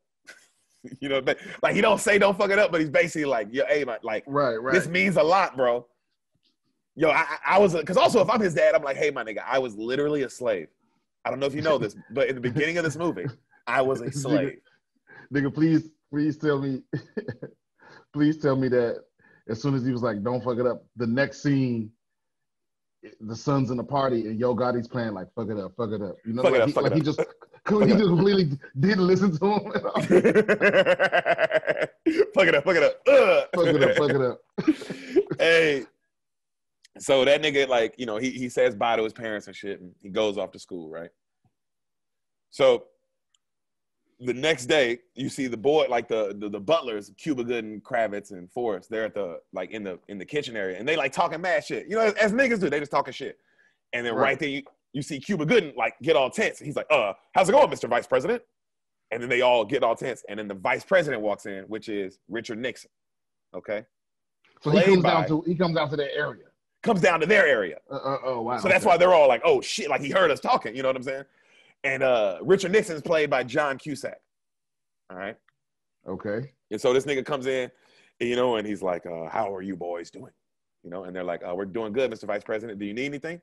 He's like, "I just wanted to make sure you voted for me." And that nigga like throws them like his buttons in, and they're like, "The fuck?" And he goes, "That little bitch boy." This nigga says this, so he goes, "I have nothing against that Kennedy boy, but do you really want some little son of a bitch mama's boy being your president of the United States?" And then they're all like, No. He's like, "That's what I thought." And they're like, "Okay." He's like, "You tell me, boys, what can I do to help the African-American community?" And they look at each other like, and then they all look away like, "Nigga, I'm not falling for that trap. Whatever this trap is, I'm not falling for this shit." He goes, "Oh, come on, boys, speak up. What can I do to help the African-American community?" And then finally, Lenny Kravitz is like, "Well, I don't know about the African-American community, but the butlers in the White House, the black butlers get paid 40% less than the white butlers. 40%. Nigga, that's pretty much all of it." Right. If you making 40% less than what I'm making, nigga, you gonna look at me like, "Yo, why?" That's literally he gets all the money. I'm not getting 40% is damn near 100% in my head. That's a lot. It might as well be. Nigga, if I gave you 40% of a piece of pie, you'd be like, "That's a lot of pie, nigga. That's a big ass slice." So how he respond? He goes, "Well, I'll tell you what. If you vote for me for president, I'll make sure that happens." And then this nigga throws a second set of buttons at them. And then he just walks off. Bro, just the most racist. And them niggas just look at each other like, Like, I can't believe our job. Right. Fuck. This is a true story. I keep saying it in my head. Yo, the whole time, Brian, I'm watching the movie, I'm like, this really happened to this nigga. This is crazy. Also, you know how much shit did they leave out, bro? Because we know that nigga had some shit happen to him at the White House that he's like, I can't even say this shit. Yeah, I can't even say. And so wild, man, the older I get, the more I'm accumulating them stories. You know what I mean? Because especially us as comics, and motherfuckers be like, oh, no, I fuck with you, man, because you keep it a buck. I'm like, no, nigga. I keep it like 90. If I kept it 100, nigga, I wouldn't have a career. You know what I mean? If I kept it a real 100, nigga, yeah. I would be long gone. 100? No, I keep about 90. Because certain shit that don't need to be said, man, you just can't. You know? Even in your autobiography, it's like I still can't. It's like, why? It's like I got to go to the grave with this one. Even after I'm dead, I don't want this story to be told. I don't want any. This is for me and God, bro. We'll talk about it. Yeah, and it ain't even for me. Like for some of my stories, it's like it ain't even. I'm not protecting me from nothing, but it's just some people. Because I know some people that have done dirty shit, but I also owe them. You know. Yep. Like I owe them the loyalty to not fuck their shit up, even though I don't even fuck with them no more or none of that. But it's like I ain't gonna fuck your shit up. But it's like I still owe you one, and that's the one you're gonna get. Mm-hmm. I'm not gonna fuck up your shit. Well, I just want to be. It's me. I want to be the nigga that keeps my word. And since I gave you my word, even though I don't fuck with you now, I'm keeping my word for me. You know, that's what it is for me. You know, I feel that. That's facts. That's facts. Yeah. But anyway, yeah. So Nixon leaves. Racist shit. He's out the door. 1960. Fisk University. All right, so we're in Tennessee. Fisk. Okay. We see our boy see a beautiful girl, right? He starts flirting with her, you know. White girl? Black girl. She's black. Okay, all right. They start talking. You know what I'm saying? She takes him to a meeting, which really happened. Like, I forgot the guy's name. I think his name was James Madsen. He had these meetings at Fisk University, which were the original meetings that got the Freedom Riders going. Okay. You know what I mean? So you see him at these meetings, and the dude is telling him like, "Hey, we're about to get into some war shit. We're about to go to these diners, and we're gonna sit there, and we're gonna let them beat on us, and every time that like they beat on us and send us out to the hospital or send us to jail, we're gonna send another group of young black kids to sit at those same diners, and they're gonna know that we're fucking serious, right?" And he goes, he said, the more that they try to hate us, the more we're gonna beat them with love. And then a girl raises her hand, and she's like, if they have real weapons and we have love, how is that gonna beat them? Like, you trying to get us to die or some shit? And then the dude's like, I never said you couldn't die. If you're afraid of dying, walk out this door. We're fighting for our lives. What do you think this is? And then you see all the kids' eyes go like, oh shit. He's like, it's showtime. And you just see, bro, like, nigga, we finna do this. I'm sick. You can see, because the nigga was talking like, I'm not sitting in the colored section anymore. I don't give a fuck. Right. You know, when you've had it, it's like, I don't give a fuck. I'm not sitting in that section. Period. Like, period. And so them niggas go into the diners, fool, and you see them niggas, I mean, first white people are like, hey, you can't sit there. And then they're like, calmly, we'd like to be served. And then, you know, the waiter comes over or the manager, hey, you guys got to go. You can't sit here. You know, the colored section's over there. And you see, it's black people in the colored section like, what the fuck these niggas doing? You know what I mean? We'd like to be served, please. Over and over again. Finally, an angry-ass mob comes out, bro. You see an angry mob come outside. And then it turns into the what we've seen in the videos and all the classic history things of them niggas getting beat the fuck up. You nigger, you coon nigger, get the fuck out of here. Bang, I'm talking about, bro, the Forrest Whitaker's son gets a pot of hot coffee thrown in his face. That's right, nigger, get out of here. And the whole time, fool, they're going back and forth between his son getting his ass beat and his dad, like, serving rich white people in the White House. Mm-hmm. Powerful shots, bro. You know what I mean? Of just, like, two worlds you can live in as a black man. What you thinking, D-Sim? I'm just picturing that shit in my head. It's vicious, man. It was vicious. I mean, and then they use some of the real footage, too. So it's like, yeah. Also, that's what makes these movies crazy, because you have to be like, yeah, that happened. Like, not that kind of happened, or, oh, that happened in a variation of that. It's like, no. That happened. You know what I'm saying? Right. Not no weird. No, it happened exactly like that. Exactly. Like, they got footage of that shit. Like you said, nigga, that's just the shit they caught on tape. Back Preach, when you had to set up shit. Like you couldn't just whip out something and film something. You had to like set up shit to film shit. Yo, somebody was sitting there like this, nigga. You right. Like, yeah. Somebody was sitting there with a whole fucking apparatus, nigga, like look at all this racism. Man. God damn. Yeah. And you know what's crazy too is what fucked me up is recently me seeing pictures of the civil rights shit in color. Ooh. Because it's something about it being in black and white that makes you think it was longer ago than it was. You know what I mean? 100 black and white makes you think it's like a silent picture from the 1920s. Yeah, nigga, like I think until like 5 years ago, I never saw a picture of Martin Luther King in color. I didn't think that was the thing. But all of that shit is in color, nigga. They just put it out in black and white so you think it's history. Yo, my nigga said all that shit is in color. Yeah. They had color cameras back then, nigga. They give you the black and white shit because it makes it seem longer ago. Yeah, it makes it, and you know what else? It makes it more digestible. Yeah. That's the same reason. And I'm on some real shit, like a director, like on some Hollywood aesthetic shit. Like Schindler's List was made in black and white, so we could digest it easier. If that shit would have been in color, it hurts your feelings more for some reason. So which is what they do to us all the time. Like just like you said, like nigga, the fact that it took us this long to see a picture of Martin Luther King in color is crazy. It's crazy, nigga. Yeah, it's stupid. So you see the Butlers go downstairs and they watch, because on the news, of course, all this diner shit that's happening in Tennessee, they're watching it, you know what I'm saying? And he sees his son on the news, like his actual son getting carted off. And he's like, what the fuck? So he goes down to get him out of jail. They give him 30 days in county jail, all right? He goes to get him out, and he's talking to his dad, and his dad is drinking from the colored water fountain, right? And he's looking at his dad like, you know what I mean? Just like, you know, when you just like, man, I'm everything that you're not. Like, like drinking out the, like, you know what I'm saying? Just like little shit. And he's looking at him. And then the son tells him like, man, dad, something special is happening down here. I'm going to stay down here. And his dad's like, what are you talking about, boy? I just bailed your ass out of jail.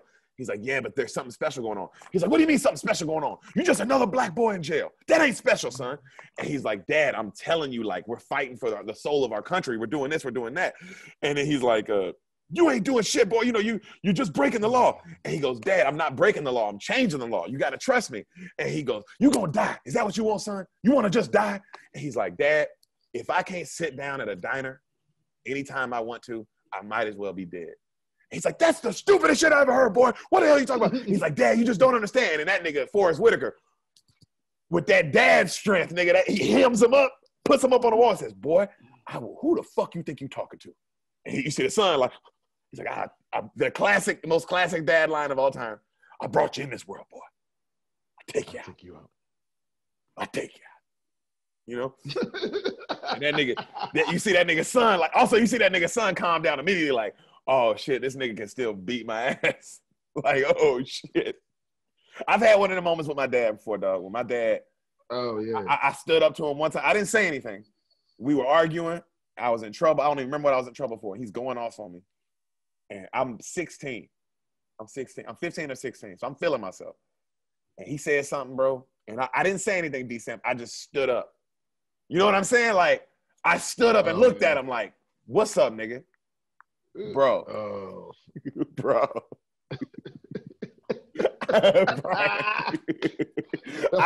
That's about the age, nigga.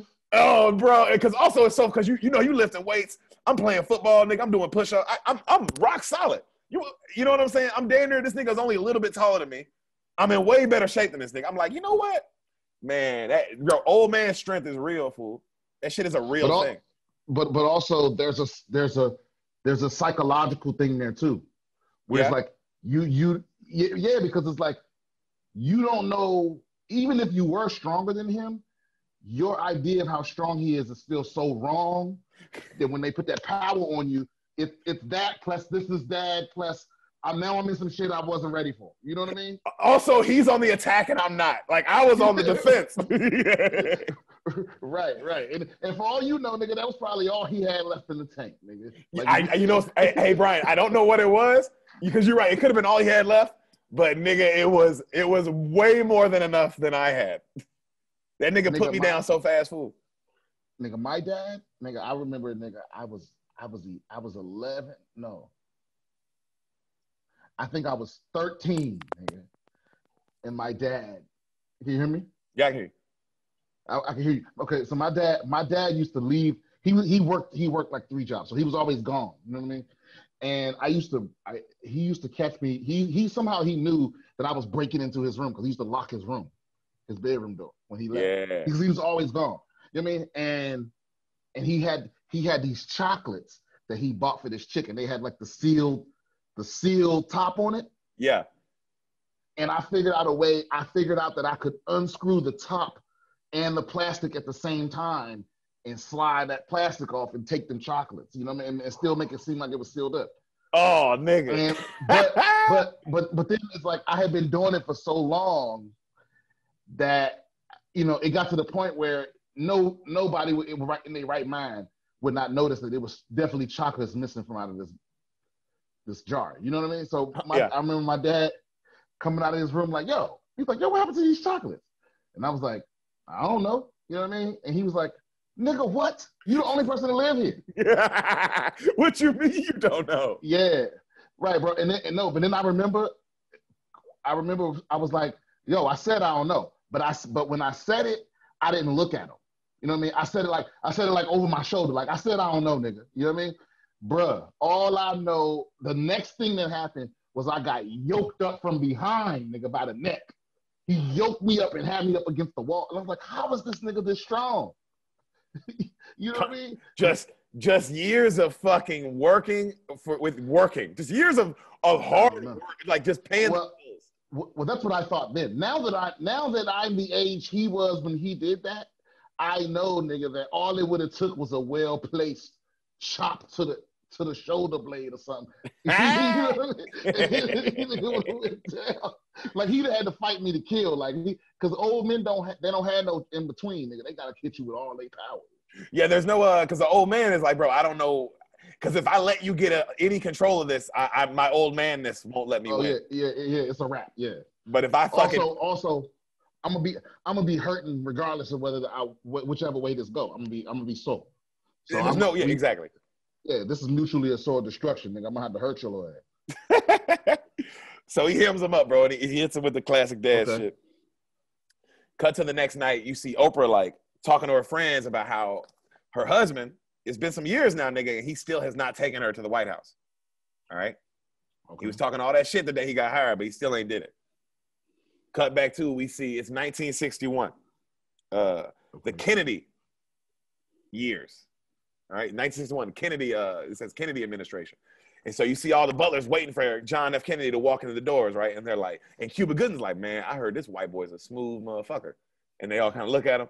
And you see John F. Kennedy walking in with his wife. And he's like, how's it going? How's it going, everybody? Oh, nice to see we're all lined up. And this nigga's just smooth, you know what I mean? Like, ooh, this nigga gets bitches. He gets bitches.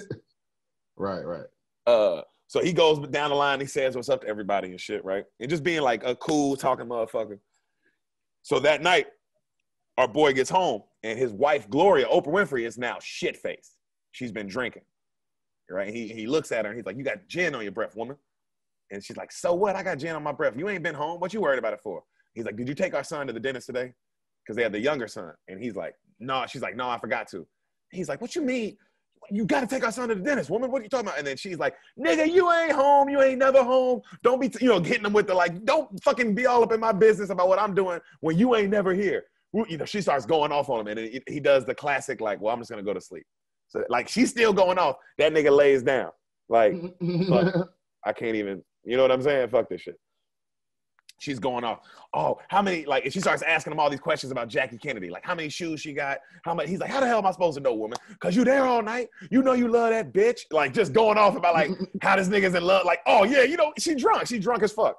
Wait a minute. Is this Taraji P. Henson? That's what I'm picturing. No, this is Oprah. This is Oprah. Okay. This is Harpo. Okay. This is Harpo, dog. So she going off on his ass, right? So, you see him like, just like, fuck, he goes to sleep. Cut to, we see all the kids on the Freedom Rider bus with the college kids. They on that, like the actual bus. You know what I'm saying? And it's white, it's like white kids and black kids on there. So they on there having a good time. They just talking and shit. There's this dope ass songs playing like tell him that I love him, no no no no, tell him that I need him, and it's just bumping right. And they're all like jamming and laughing and shit. And then the niggas in the distance go, man, what the fuck is that? And then they see a fucking cross, like clearly a cross that's on fire. And they're like, oh shit, turn around, turn around. And then when they turn around, nigga, a bunch of other white pickup trucks get from behind them. The Klan surrounds this bus, fool. They start beating on all the windows. You niggers, niggers, do do do do do, niggers, do do do do do do do do do do, niggers. They start breaking all the windows. Niggers, do do do. And then right there, you see Lewis look up. And he sees one Klan white dude. He got one of the Mazel Tov bombs. The bombs with the drink and the fire in that bitch. Oh yeah. And he's walking in slow motion, and you hear that. Tell him that I love him. And he's like, everybody know. Tell him that And then you see the nigga throw that shit. And then it shows the real footage of the real bomb, of like the real bus. The one that really happened in Montgomery that they blew up with the Freedom Riders on it. Like you see the real footage of that shit. Crazy, bro. Crazy that this shit really happened, bro. Like you said, and that shit was 1960. But who is the nigga catching all this footage? Now him, I don't know. Who is this? Okay. Also, stop and put the camera down, nigga. Help somebody. Right. Jesus. So, right, you hear Forrest Whitaker voiceover, and he's like, I didn't know if my boy was dead or alive. And you see him and Oprah, they're scared at the house. And then finally the phone rings. He's like, hey, Dad. He's like, oh, son. He's like, where are you? He's like, I'm in Mississippi. He's like, I thought you were in Alabama. He's like, I was, but we had to get out of there. And now I'm in Mississippi. And he's like, come home. He's like, come home, Lewis. Just come home. Forget all this. He's like, I'm in jail right now. I can't. He's like, but once I get out of jail, I got to fucking go on this other Freedom Rider bus. And he's like, of course, the dad is like, what the hell are you talking? They just tried to kill you, motherfucker. Like, what are you fighting for, And then he's like, Dad, we got to take another ride. And then the mom gets on the phone, and she's all drunk. She's like, son, you can't be doing all this shit. And then he tells him straight up, he's like, look, bro, if it's my God-given right to ride the bus. It's my God-given right, and I'm going to fucking exercise that right, even if it kills me. And then his parents, they blow up. They're like, and they kind of hang up, Because they just can't handle that this nigga is militant as fuck, fool. Right. He's a militant young nigga. So the Kennedys are watching, right? You see the Kennedys in the White House watching some horrible shit happening to black people. And you see John F. Kennedy getting all mad about it. I don't believe that shit, though. Shit like that when they try to make a nigga look good. Because it's Kennedy watching on the news what's happening, and he's like, this is making me sick. And I'm like, this is disgusting. Yeah, and it's like, nigga, y'all don't know if he said that. Chill out. Y'all don't know how. That nigga might have just flipped the channel, which I think he probably did. So, cut to, we see Martin Luther King marching on TV, time passing. Remember I told you about Terrence Howard, the next door neighbor? Yeah. Him and Gloria Harpo, Oprah Winfrey, are now having a hardcore affair. Okay. He is cheating on this nigga like crazy because he ain't never at home. He ain't never home, bro. This nigga's at the White House. He sleeps at the White House. You know what I'm saying? I knew she was cheating when she said that. You knew she was cheating, didn't it? You never hear what he care. Well, she fucking somebody else for sure. Damn. That's facts though, bro. If she says you never hear, all that shit, bro, she is smashing.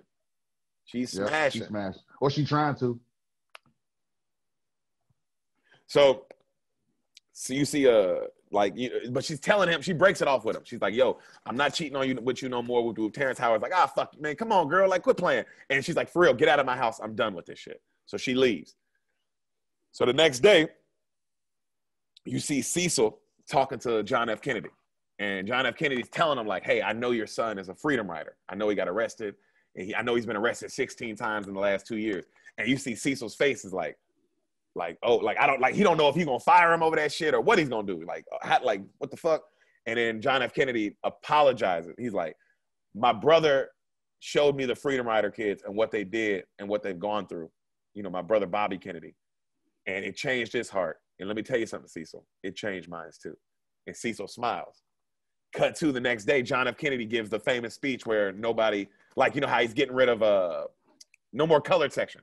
Like from now on, restaurants, dining, everything will be one section. No more color, none of that shit. No more water fountains. And then while he's giving that speech, the camera fades out, and then you hear the gunshot, like, pow, right? Yup. And you see Forrest Whitaker in the Butler, like in the locker room, right? And he's just crying. He's on all fours, crying, heaving, crying, nigga. And Cuba Gooding walks in like, Cecil, boy, what the hell you doing? Get up, stop all that crying. He's like, what are you crying for? And Forrest Whitaker's like, they blew his head off. They blew his head off. And Cuba Gooding's like, who? He's like, John Kennedy. And then he's like, you see Cuba Gooding go, nigga, what the fuck? And he takes off and like tells everybody. Cut to, you see John F. Kennedy's wife, you know, you see her just screaming, unconsolable screaming.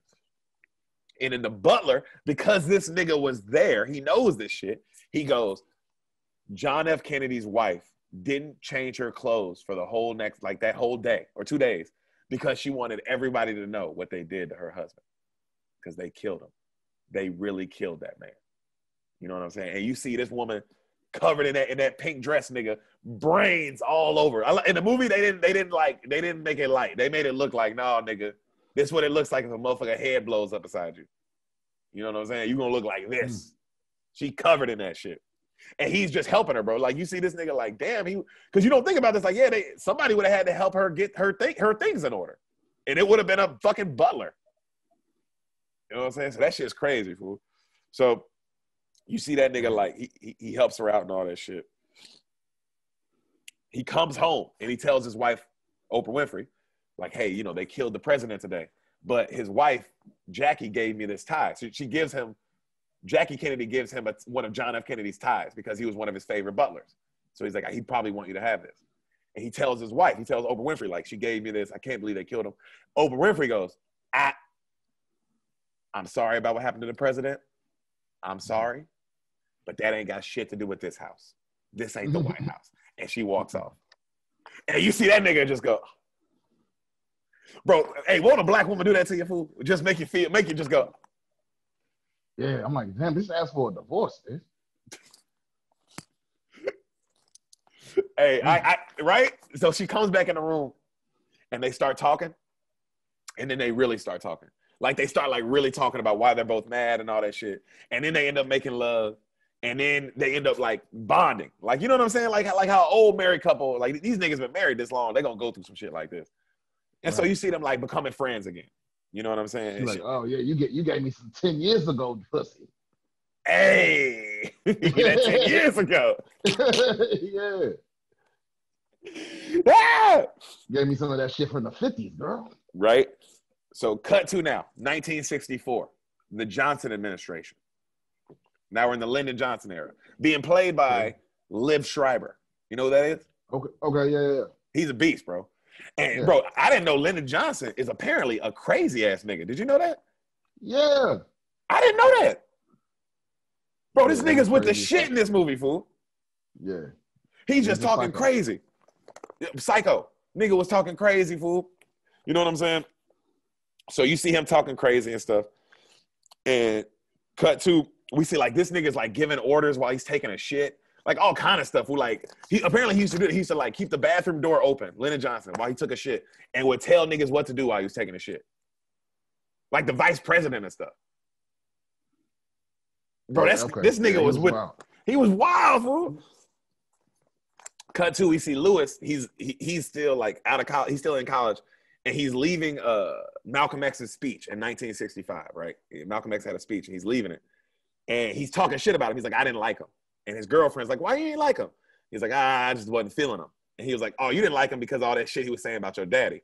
He's like, what'd he say about my daddy? She's like, he was talking about all them subservient ass niggas and like, you know, Uncle Tom ass niggas. You know, he was like, hey, chill out. Don't talk about my daddy like that. You know what I'm saying? And you can tell that like it's a soft ass spot for him, you know? So cut back to, you see everybody's raising money for like Selma and shit. Like it's that time of the life Selma's going on in Georgia. So they're raising money for that. And Forrest Whitaker is not raising money because he's like, I know my kid's involved and I don't want him to die, right? Cut to, you see like the horrible footage of Selma, and then you see President Johnson giving a speech, and he's talking about how he needs Negroes to get out and vote so they can make things better for themselves. And while he's saying that, the butlers are watching him, like from the Butler TV in the back, And then Cuba Gooding's like, did he say Negroes? And they look at each other. He's like, man, that nigga says nigga more than me. Bro, Lyndon Johnson was with the shit, bro. Yeah. That nigga was saying nigga. I believe that 1,000%. Right when that's happening, Vietnam happens. All right? So a lot of world shit's going on. So you see, like, just like this time has passed. Vietnam happens. It's 1968 in Memphis, Tennessee. And Lewis is in a hotel room with Martin Luther King. All right? The son. He's in that hotel room with Martin. And they're having a conversation about Vietnam. And Martin Luther King asks Lewis, he's like, hey, bro, your father, like, what does he do? And he's like, man, my dad's a butler. He's like, huh? He's like, yeah, well, the subservient black man. He's like, that's a very important role in the society. And he's like, Lewis is like, hey, I didn't tell you. To Martin Luther King, he's like, hey, I didn't tell you that shit so you can make fun of me, bro. And Martin Luther King looks at him like, young nigga. He's like, do you know your father's role in society? He goes, to you, the butler may be an Uncle Tom or some mammy nigga, but the butler's role in society is the one of the long course. The long course, like the butler, and then it shows his dad at work. He's like, what your father does is changes the white man's perception of us day by day. By doing what? By being loyal, by being trustworthy, by being smart, by being educated, like by being all these things that they think we're not. So even though you think that the butler's role is subservient, I would say the butler's role is way more subversive than we'll ever know. And you see Lewis look at his Martin Luther King like, damn. Cut to, you see his dad walking in the office, right, of the dude who hired him. And he goes, hey, I've been working here almost 20 years. And in this time I've been working here, the white man does not get paid the same as the black man. I mean, the black man does not get paid the same as the white man. And, you know, I think that that's not fair. And the white dude, without even looking up at him, he don't even look up at him. He goes, take that Martin Luther King shit somewhere else, nigga. You want to work here or not? And then you see him like, and he just leaves. But I liked Martin Luther King's point of like, man, not everything is so Uncle Tom as people want it to be. Right. Yeah. You know what I'm saying? Like this nigga is still trying to. Go ahead. We all fight. I think everybody has their role in the fight. You know what I mean? Everybody has their role in this fight. Because what his son didn't realize is like, your dad doing what he's doing is the reason you're able to be down here doing what you're doing. You know what That's I mean? it. That's it. That's fucking it. Bro, because of what, like this nigga doing this day-to-day bullshit kind of job is giving you the reason, like the opportunity to change the world, nigga. It's because of this butler. Uncle Tom is somebody that's like against their own people, not somebody that's like surviving. You know what I mean? Good point. But a lot of people throw that Uncle Tom on a nigga that's surviving. Right, exactly. It's like, nigga, wow, nigga, I got to see this movie. How the fuck did I not hear this movie? I know that, hey, bro. I was excited to tell it to you, nigga. So you see cut to, we see like, we see Martin Luther King smoking on a balcony, and then you hear like he fades away. And then you hear the gunshot, just like JFK, you hear that, pow, you know? And then you see Forrest Whitaker on his way home from the White House, and he gets stopped in the street because of all the rioting. And he's like, I didn't even know. You hear the voiceover, I didn't even know if I was going to make it home that night. This world changed so much. And you see like the city burning, nigga, like the real riots that happened after he got shot. You know what I'm saying? The city's burning, DC's on fire, and you see him and his like Oprah just kind of looking at the city like crying and shit, like, damn, this is crazy. You see Lewis crying, this unconsolable nigga. Bro, I couldn't believe, I thought about that shit, because nigga, I cried when Kobe died. I can't imagine if I would have been around for a Martin Luther King kind of nigga, and then he was murdered. Nigga, James Brown stopped the city of Boston from getting burnt to the ground when Martin Luther King died. James Brown was doing a concert I think it was Boston. I'm pretty sure it was Boston. He was doing a concert, and he stopped, like he was the one that was like the calming influence. Like, hey, let's not burn this motherfucker down. You know, like I know we hurting, but let's be like calm. Let's be constructive. Let's be constructive. You know? Yeah, that's a better word. Yeah, but I ain't mad at a nigga for for how they react. I ain't never gonna be mad at somebody for how they react. You know what I mean? Because that's how I was raised. You know, it's like when I went to my mom and like, yo, Calvin hit me with his shoe. He's like, you should have been fucking with him. You know what I mean? You ain't getting no sympathy, nigga. You started it. Stop fucking with people. You know what I mean? He didn't just walk in your room and bust you in the head with a shoe, nigga. Because then it's a different problem. That's a different problem. Right, that's a different problem. But that was his reaction to what the fuck you was doing. That made me laugh. That got me. Hey, so, oh God. So that happens, right? We see time passes, more time passes. You see Oprah sewing in a room. She's sewing in her house. She's sewing. And then you hear a voice kind of walk up behind her, and it's Lewis. And he's older, and he's like, "You made my room pink, mama?" And she's like, "Oh." And she turns around, and her son. And this nigga is completely a Black Panther now. You know what I'm saying? Like the fro, the Black Panther hat to the side, nigga, all the black leather. You know what I'm saying? Nigga, like militant as fuck. And he's got his girl with him. His girl got the big ass afro. She militant as fuck, a hard ass black chick, you know? They sit down for dinner. Bruh, while they're sitting down for dinner, the son, Lewis, starts talking shit about Martin Luther King and like why he died. Like, oh, he died because he was on that peaceful stuff, and you know, we're not on that anymore. Like, cause you know, he's a Black Panther now. He's like, now we're on military, we're on like, you hit us, we hit you, shit, like, you know, we're not getting beat no more, kind of shit. And his parents are kind of looking at him like, the fuck? You talking about Martin Luther King, right? You know? And so the mom cuts him off. She goes, oh, you know what movie I saw, to try to calm them down. She goes, you know what movie I saw the other day? In the Heat of the Night with Sidney Poitier. Oh, I love that movie, Sidney Poitier. He's so good. Oh my God, it was great. And the dad's like, yeah, Forrest Whitaker's like, yeah, it's a good movie. And then the son goes, Sidney Poitier is just Uncle Tom dancing for the white man. And you see the father like, he's like, what's, so you don't like Sidney Poitier no more? And the son goes, I mean, he can't act. And the dad's like, well, he just won an Academy Award. I think he can act. What are you talking about right now? He's like, yeah, he can act because the white man says he can act, but he doesn't do anything to really further our culture. He doesn't do this. He doesn't do that. And the dad's looking at him, right? You see, you know, your dad is just like, oh, this nigga think he tough. Kind of like, okay. He was just, you know, bro, if you're talking to a nigga and you saying mean shit and he's nodding and he's like this, yeah, be nervous, that dad is thinking, I don't want to embarrass you in front of your little girlfriend, but that's the only reason that I ain't embarrassing you right now. You know what I mean? That's the only reason this table's still between me and you. Yeah, because you're talking out your neck right now, nigga. You know what I'm saying? And so he keeps talking that shit, right? And finally the dad goes, wow, look at you. Look at you. With your chest all puffed out, all your leather on. Got your girlfriend here belching. Like, his girlfriend had burped at the table a couple times. He's like, got your girlfriend belching at the table like a dog, not saying nothing. Look at you. Wow. You go disrespect Sidney Poitier? He goes, okay. He goes, you know what, son? How about you get out of my house? And he's like, you know, doing the dad's like, yep, that's what you know what you should do? You should get out of my house. I think that's what you should do. Okay. Like that, right? And then Lewis goes, what? Like he says like that, like what? Like what? Like what? And the dad gets up, get the hell out of my house, boy, and throw you know that first when he's like, nigga, I said it the first time. Now I told you. He throws the table and he goes to beat his ass. And the Oprah's like, no, he just doesn't know he's young. He's young, he don't know. He's like, no, he'll come in here disrespecting me, talking out his neck. I gotta kill him. I gotta kill this motherfucker. You know what I mean? And then Lewis says, oh, what? You mad at me just because he said, I'm sorry I disrespected your hero, Sidney Poitier, Mr. Butler. And Oprah turns around. Bro, Oprah turns around. And Brian, what? Knocks that nigga. Oh. And he's like this, looking at his mama.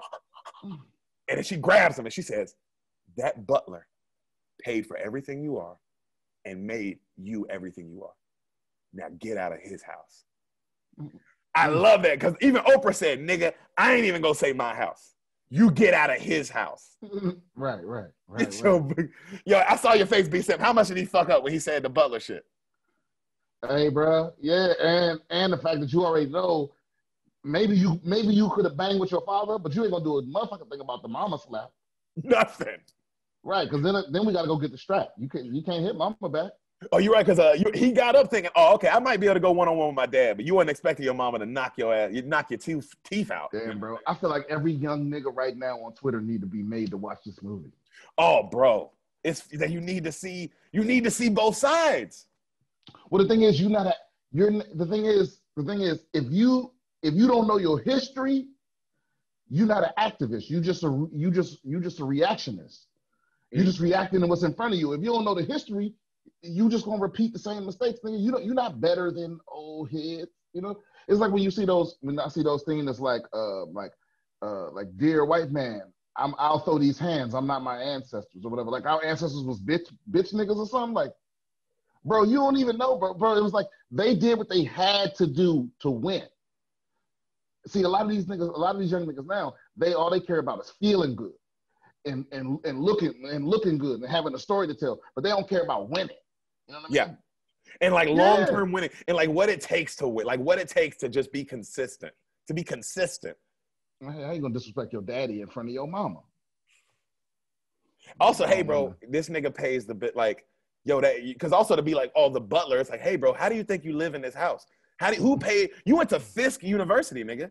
You didn't go to some small community. Like, how did you get there? And that was one of your choices. You know what I mean? That was one of, I grew up a slave. My dad got shot on a cotton field. I will kill you, nigga. Kill you. Right. Don't play with me. So Lewis leaves. They find out his little brother Charles finds out 2 days later he got arrested, right? He gets arrested like doing some Black Panther shit. So his little brother calls Cuba Gooding to come bail him out of jail. And Cuba Gooding gets Lewis out of jail. And he bro, I love it. He goes, hey, let me tell you something, boy. I ain't your mama. You gonna pay me back. Every dime, I want it all back, all right? Got me late for work, motherfucker. And then he leaves. I love how it wasn't no like, oh, you okay? It was like, nigga, I got your ass out of jail, but this ain't no, you owe me. Your black ass owe me, nigga. I ain't your mama. Right. And so he's like, thank you, Unc. Cuba Gooding leaves. Him and his little brother start talking, right?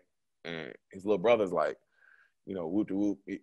Lewis is like, hey, are you going back to Howard this year? And he's like, no, I ain't going back to Howard. He goes, what you gonna do? He's like, I'm signing up for Vietnam, man. I'm going to join the war. Right? And his brother does exactly that face. His brother's like, you can't do that, man. He's like, we don't have equal rights. We don't have this. We don't have that. You can go fight for the white man. And then his brother goes, He goes, what you want me to do? Be like you? Get arrested all the damn time? What the fuck are you talking about? He goes, you fight your country. I fight for my country. And that's that. And then he says some shit to like make him laugh. And then the older brother realizes like, oh, I'm not going to change this nigga's mind. Like he's made up his mind. Yeah, I wouldn't have slid off to Vietnam on purpose, nigga. No. You said on purpose, B-Sep? Hell no. No. I go to Howard, bro. I go to Howard. Right. I go to fucking Howard, dog. Are you kidding me? I'm not going to Vietnam on purpose now. Bro. Time passes. But, what? Go ahead. No, go ahead. So time passes. 1969, the Nixon administration. Nixon is now president.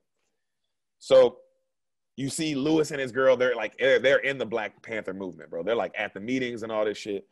And at the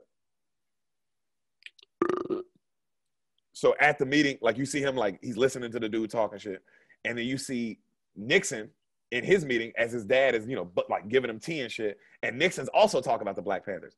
And Lewis, knowing his son's a Black Panther, is like listening to Nixon talk about how he's literally going to gut and kill all of them. You know what I'm saying? Like he's going to gut. He said he wants to round up the whole Black Panther party in one elevator. Like he's like, he said some shit like maybe we can get them in a meeting and get them all in an elevator and just drop it. Like some shit. I'm talking about like, and he's sitting there listening to this shit, bro. Like, what the fuck, fool? Also, there's no way they didn't say some way worse shit about the Black Panthers, fool. Oh yeah, they have recordings. They have tapes.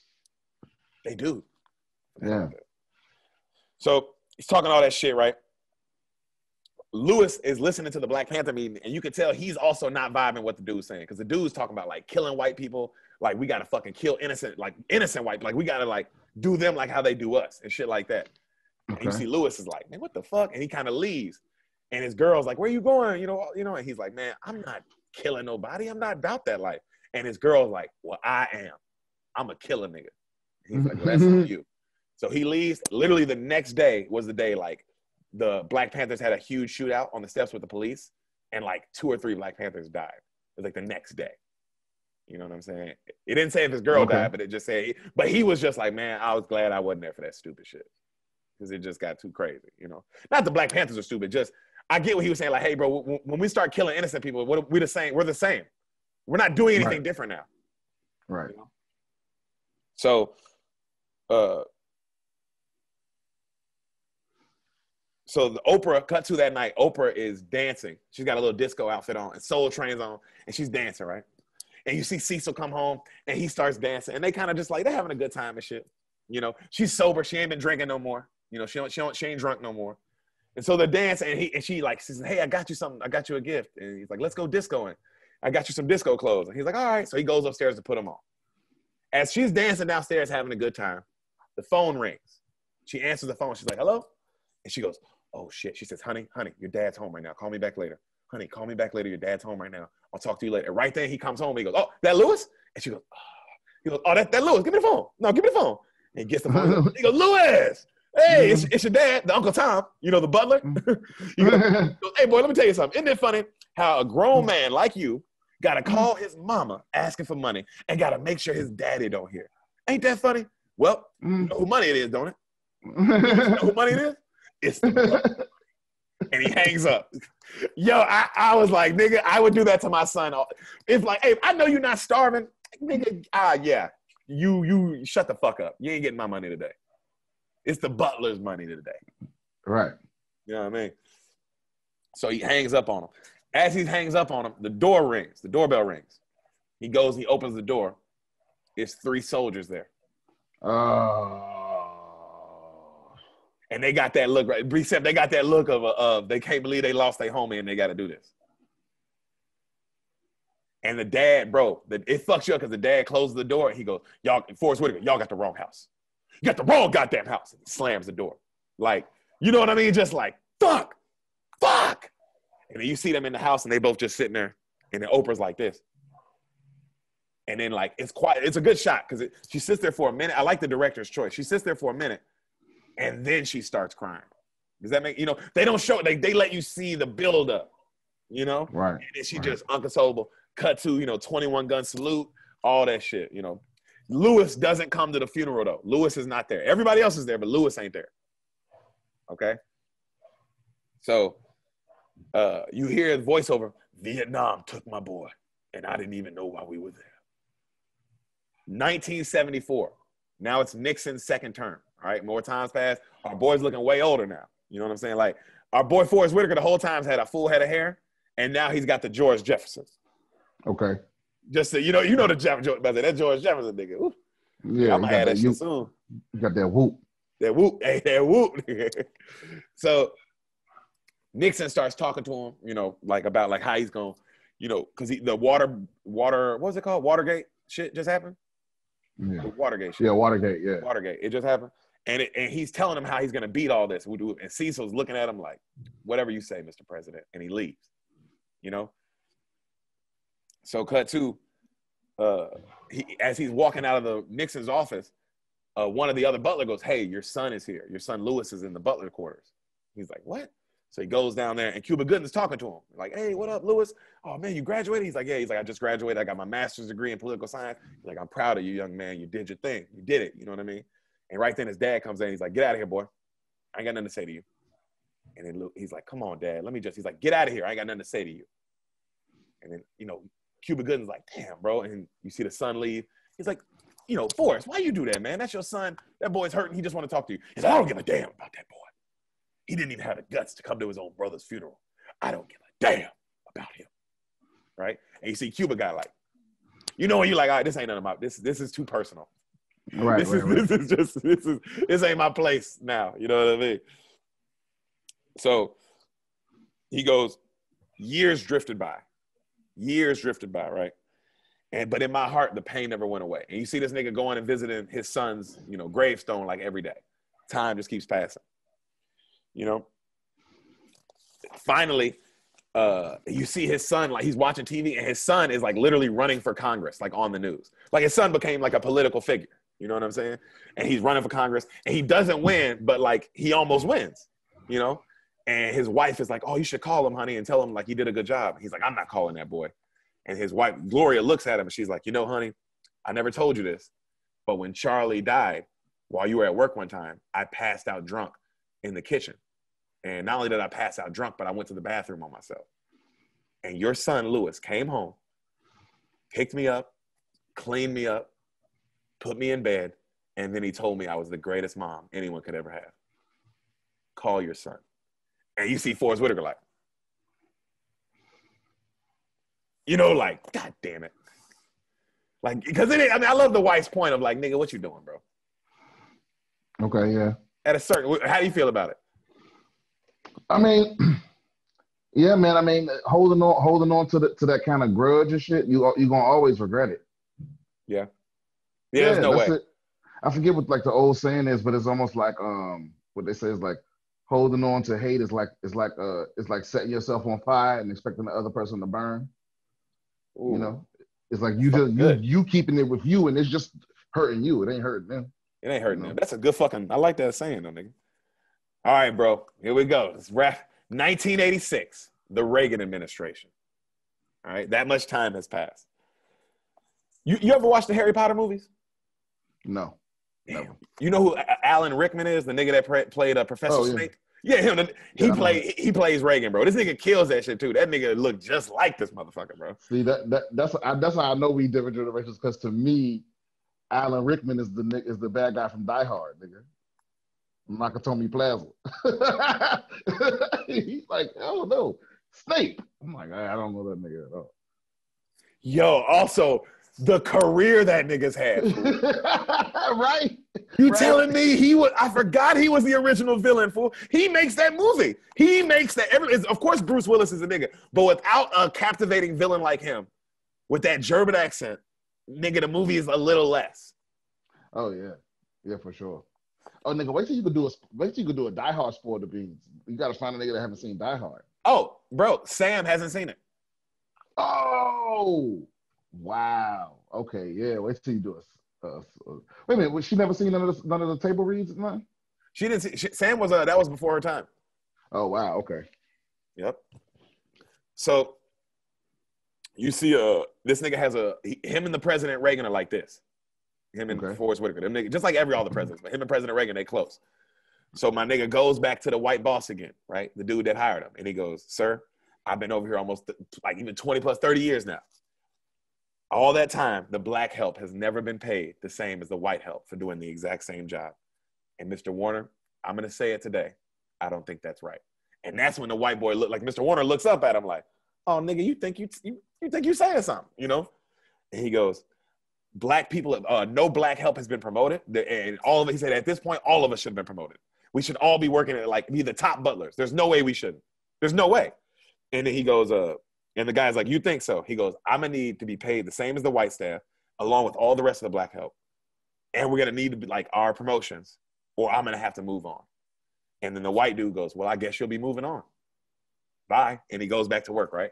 And Forrest Whitaker kind of doesn't smile, but kind of just and he goes, "You know, I thought you'd say that. And I told Mr. Reagan, you might say that as well. And he told me, if you say that, to personally tell you to go talk to him." And you see the white dude go and then that fancy ass music from the beginning of the movie, dun, dun, dun, dun, dun, dun, dun, and that nigga kind of just smiles and walks out. Bro, best part of the movie, B-Sim, just when you see that white boy's face, I'm like, oh shit. Also, bro, is there nothing better, B-Sim, than when you have a nigga checkmated like that? Like you let him walk into their own booby trap. You let him fall into it. Oh, yeah. Because what's nice about a nigga doing that to me is he could have saved himself. And he gets to think about that for the rest of his life. The rest of his life, he's going to be like, damn, I could have just gave that nigga the raise. Like, I could have just gave that nigga a raise. Yep. Ain't nothing better than that. Little comeuppance, nigga. Ooh, a little comeuppance. Little comeuppance, nigga. Yeah. Bruh. So he gets him. He's walking down the hallway. Nancy Reagan, played by Jane Fonda. You know who Jane Fonda is? Old white bitch. Yeah. She comes out. She's like, "Cecil, I was looking for you. We would like to invite you." Because he said, "Me and the President Reagan, we love you so much. We want to invite you to the state dinner this weekend." And he goes, "Oh, ma'am, I'm already be there. I'll be working." She laughs. She's like, "No, Cecil, I want to invite you to come as our guest and sit at our table." And he's like, "Really?" And she's like, "Yeah, and invite your wife, Gloria, right? Is it her name's Gloria?" And he's like, "Yes, ma'am, it is."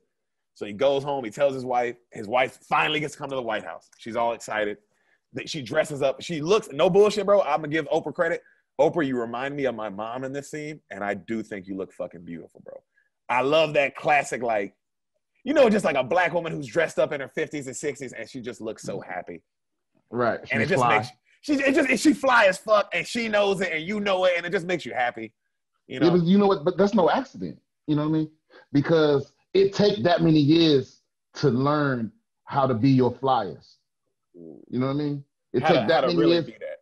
Yeah, to learn exactly the angles and the shades and the fragrance and the colors and all. Like, it takes that much experience to be like, I haven't had a reason to dress up in 10 years, but I know exactly. You know what I mean? It's like Batman going to get the bat costume. You know what I mean? It's like, the door opens up. I know exactly all the shit I need. You know what I mean? Yeah, that's old person. In the old person's style, usually when they try, like you said, when an old person's trying to be fly, you're not gonna outfly them because they know. You're right. They know all their angles. They know their body. They know exactly what falls on them. Yeah, you're right. It unstoppable. An old person dressed up.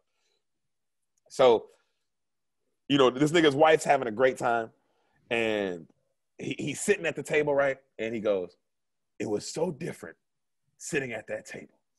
I finally got to see the two faces the butlers wear to survive. The same two faces I've wore my whole life."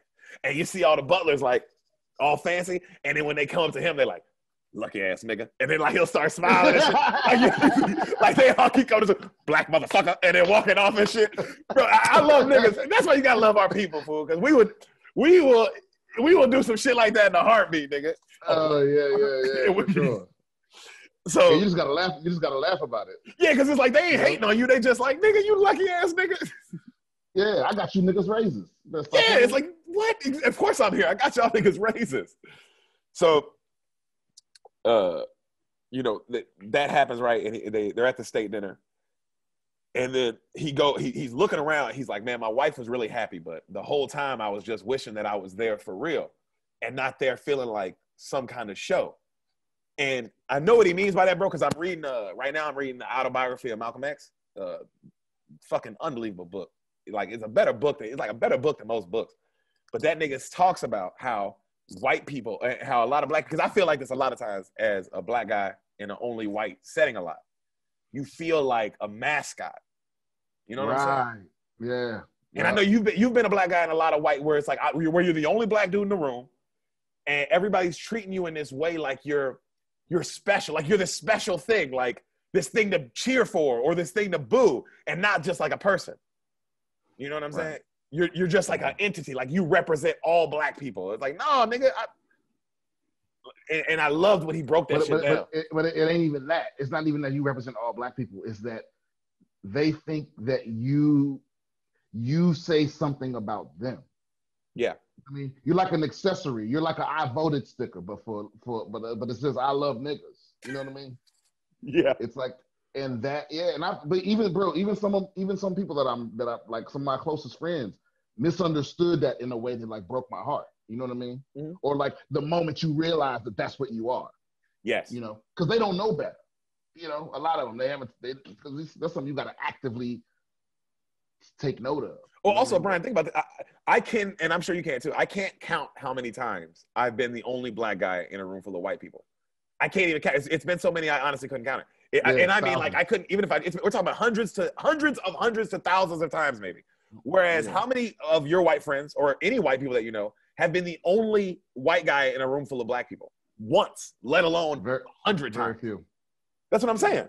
There's always one or two, but no, you're gonna have niggas like my dad. Like, there's always the white guy who's like my dad, who's like, always the Rickies. Yeah. There's always the Rickies who are only around black people, and you're like, well, what's going on? Well, that's its own case.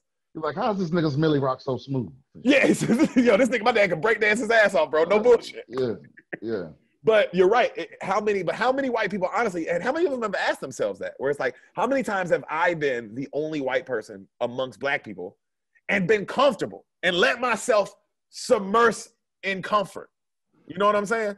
Because I've learned how to do that with white people, but like you said, there are these things you have to do and these things you have to, and like you said, you have to be aware that how they're looking at you, like maybe like a mascot and all these things. But if you do it 100 times, you're gonna get comfortable doing anything. Whereas, nigga, how many white people do we know if we put them in a room full of, how many white comics do we know? If you and you're a comedian, if we put you in a black room, you would fold like a fucking chair. Right. Because you're scared of everybody. You don't know how to be. Yeah, like, how many times, Brian, have you been a comedian performing for nothing but white people and rocking that bitch like there's no tomorrow? Yeah. Yeah, for sure. I don't think they think about shit like that. So this nigga, so he says that. Cut to, we see him doing his Butler shit, right?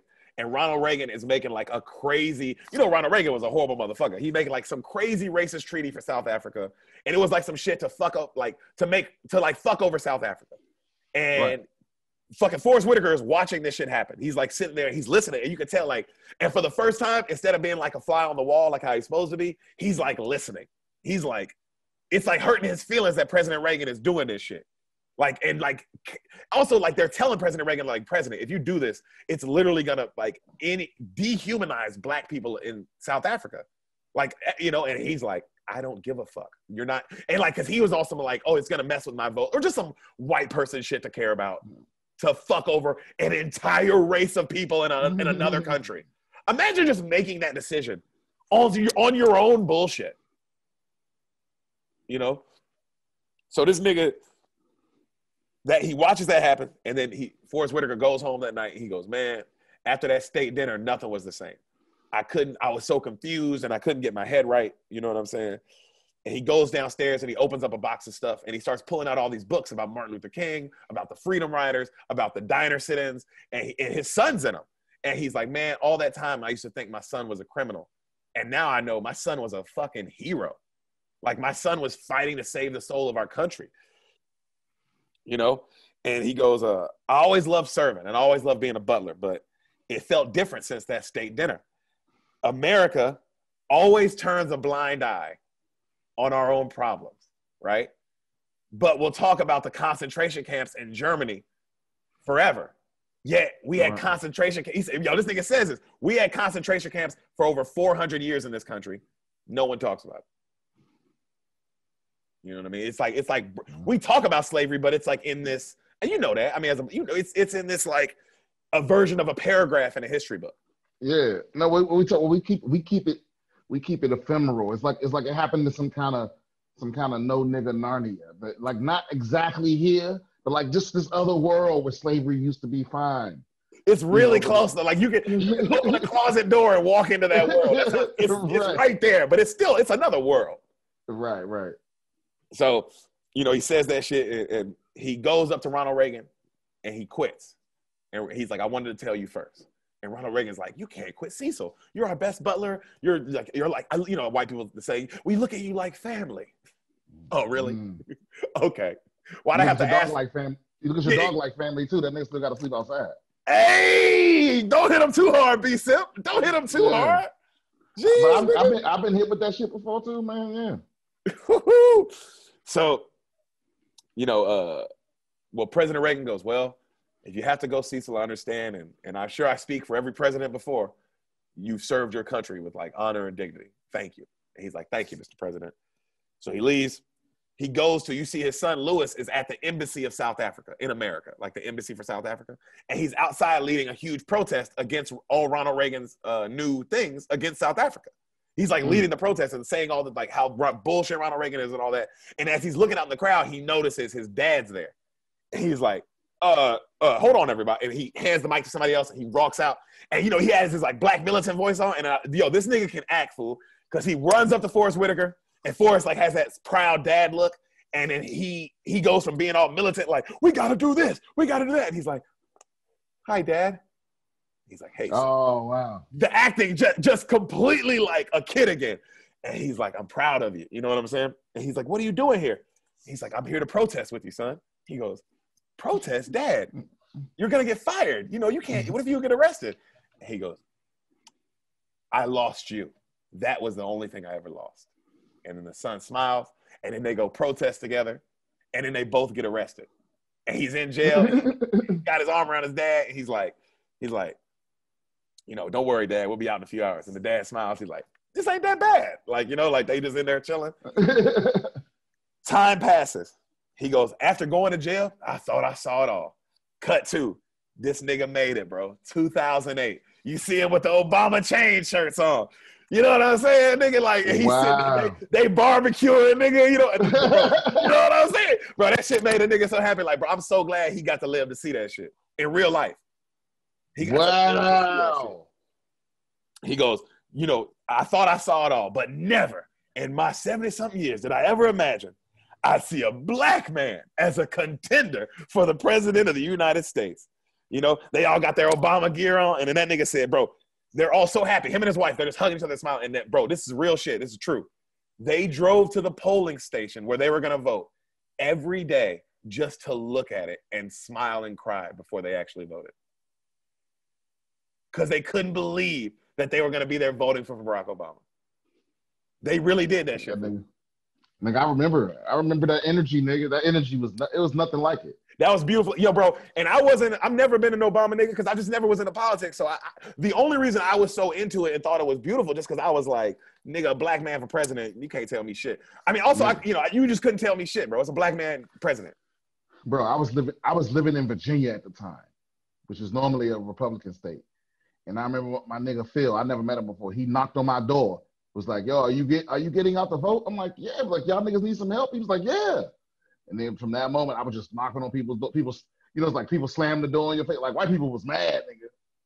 White people was mad. But I was at this bar with all of those people that night when we found out that but he won Virginia. Virginia went blue.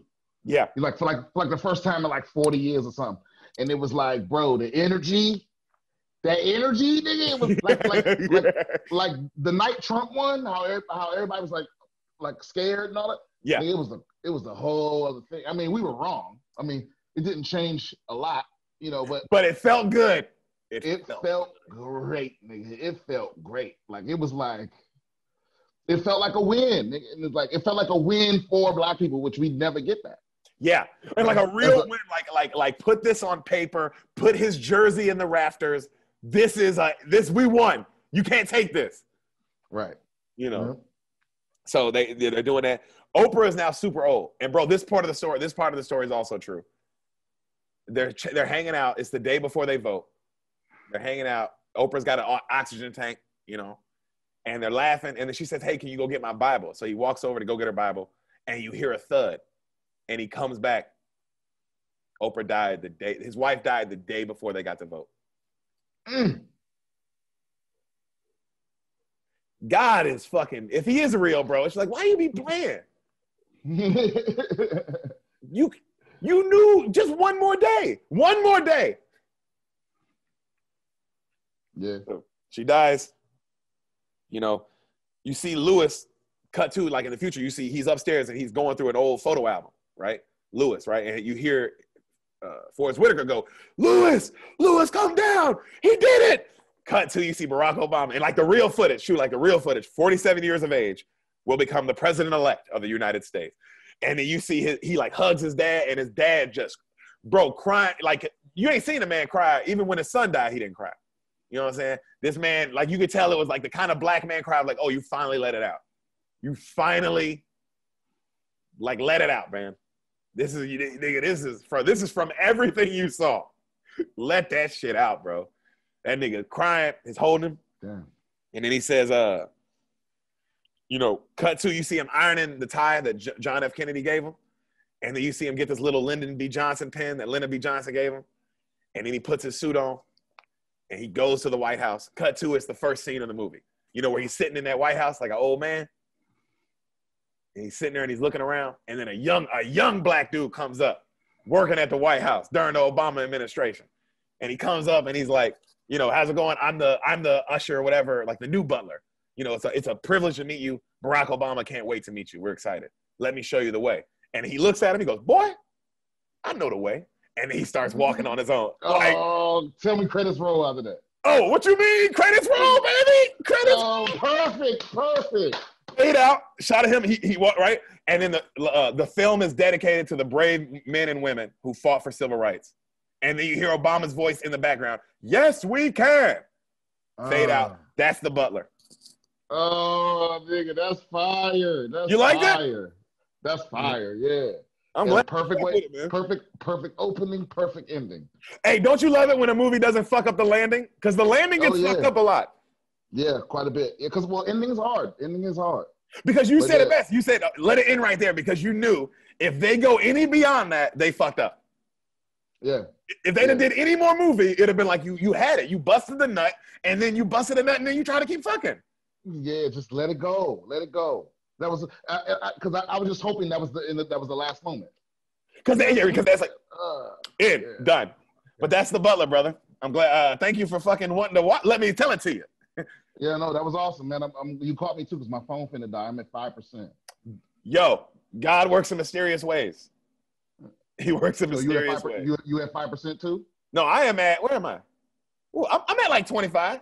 I'm at like nigga, 25. What's mysterious about electricity, nigga? I mean, just.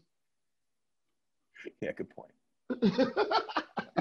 All right, bro. No, it was good to talk to you, though, man. Bro, I miss you. We'll do this again. I gotta have you back on. Also, I mean, now it's just guests. It's just so it'll be just. I'm gonna have all the homies on, and I'm gonna try to do this shit like Rogan, nigga, and just have the homies on. Just have the homies, like all my homies on all the time, and then eventually get to the point where I can get other guests. But mainly just like all the nigga, like you know what I'm saying, like just you and Matt and Cole, Amy Schreiber, and just you know what I'm saying, like. Yeah. That's cool. The plan, man. Just to have all the homies on, nigga. Anything you want to plug, brother, before we get you out of here? No, I think you already plugged the podcast. BS with Brian Simpson. That's it. BS with Brian Simpson. Check out his Your Mom's House episodes. He's been on that. Check out his Instagram.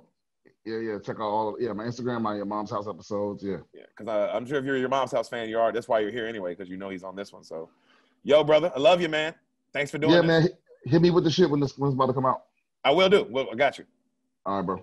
Later. And that's a wrap, Beaners.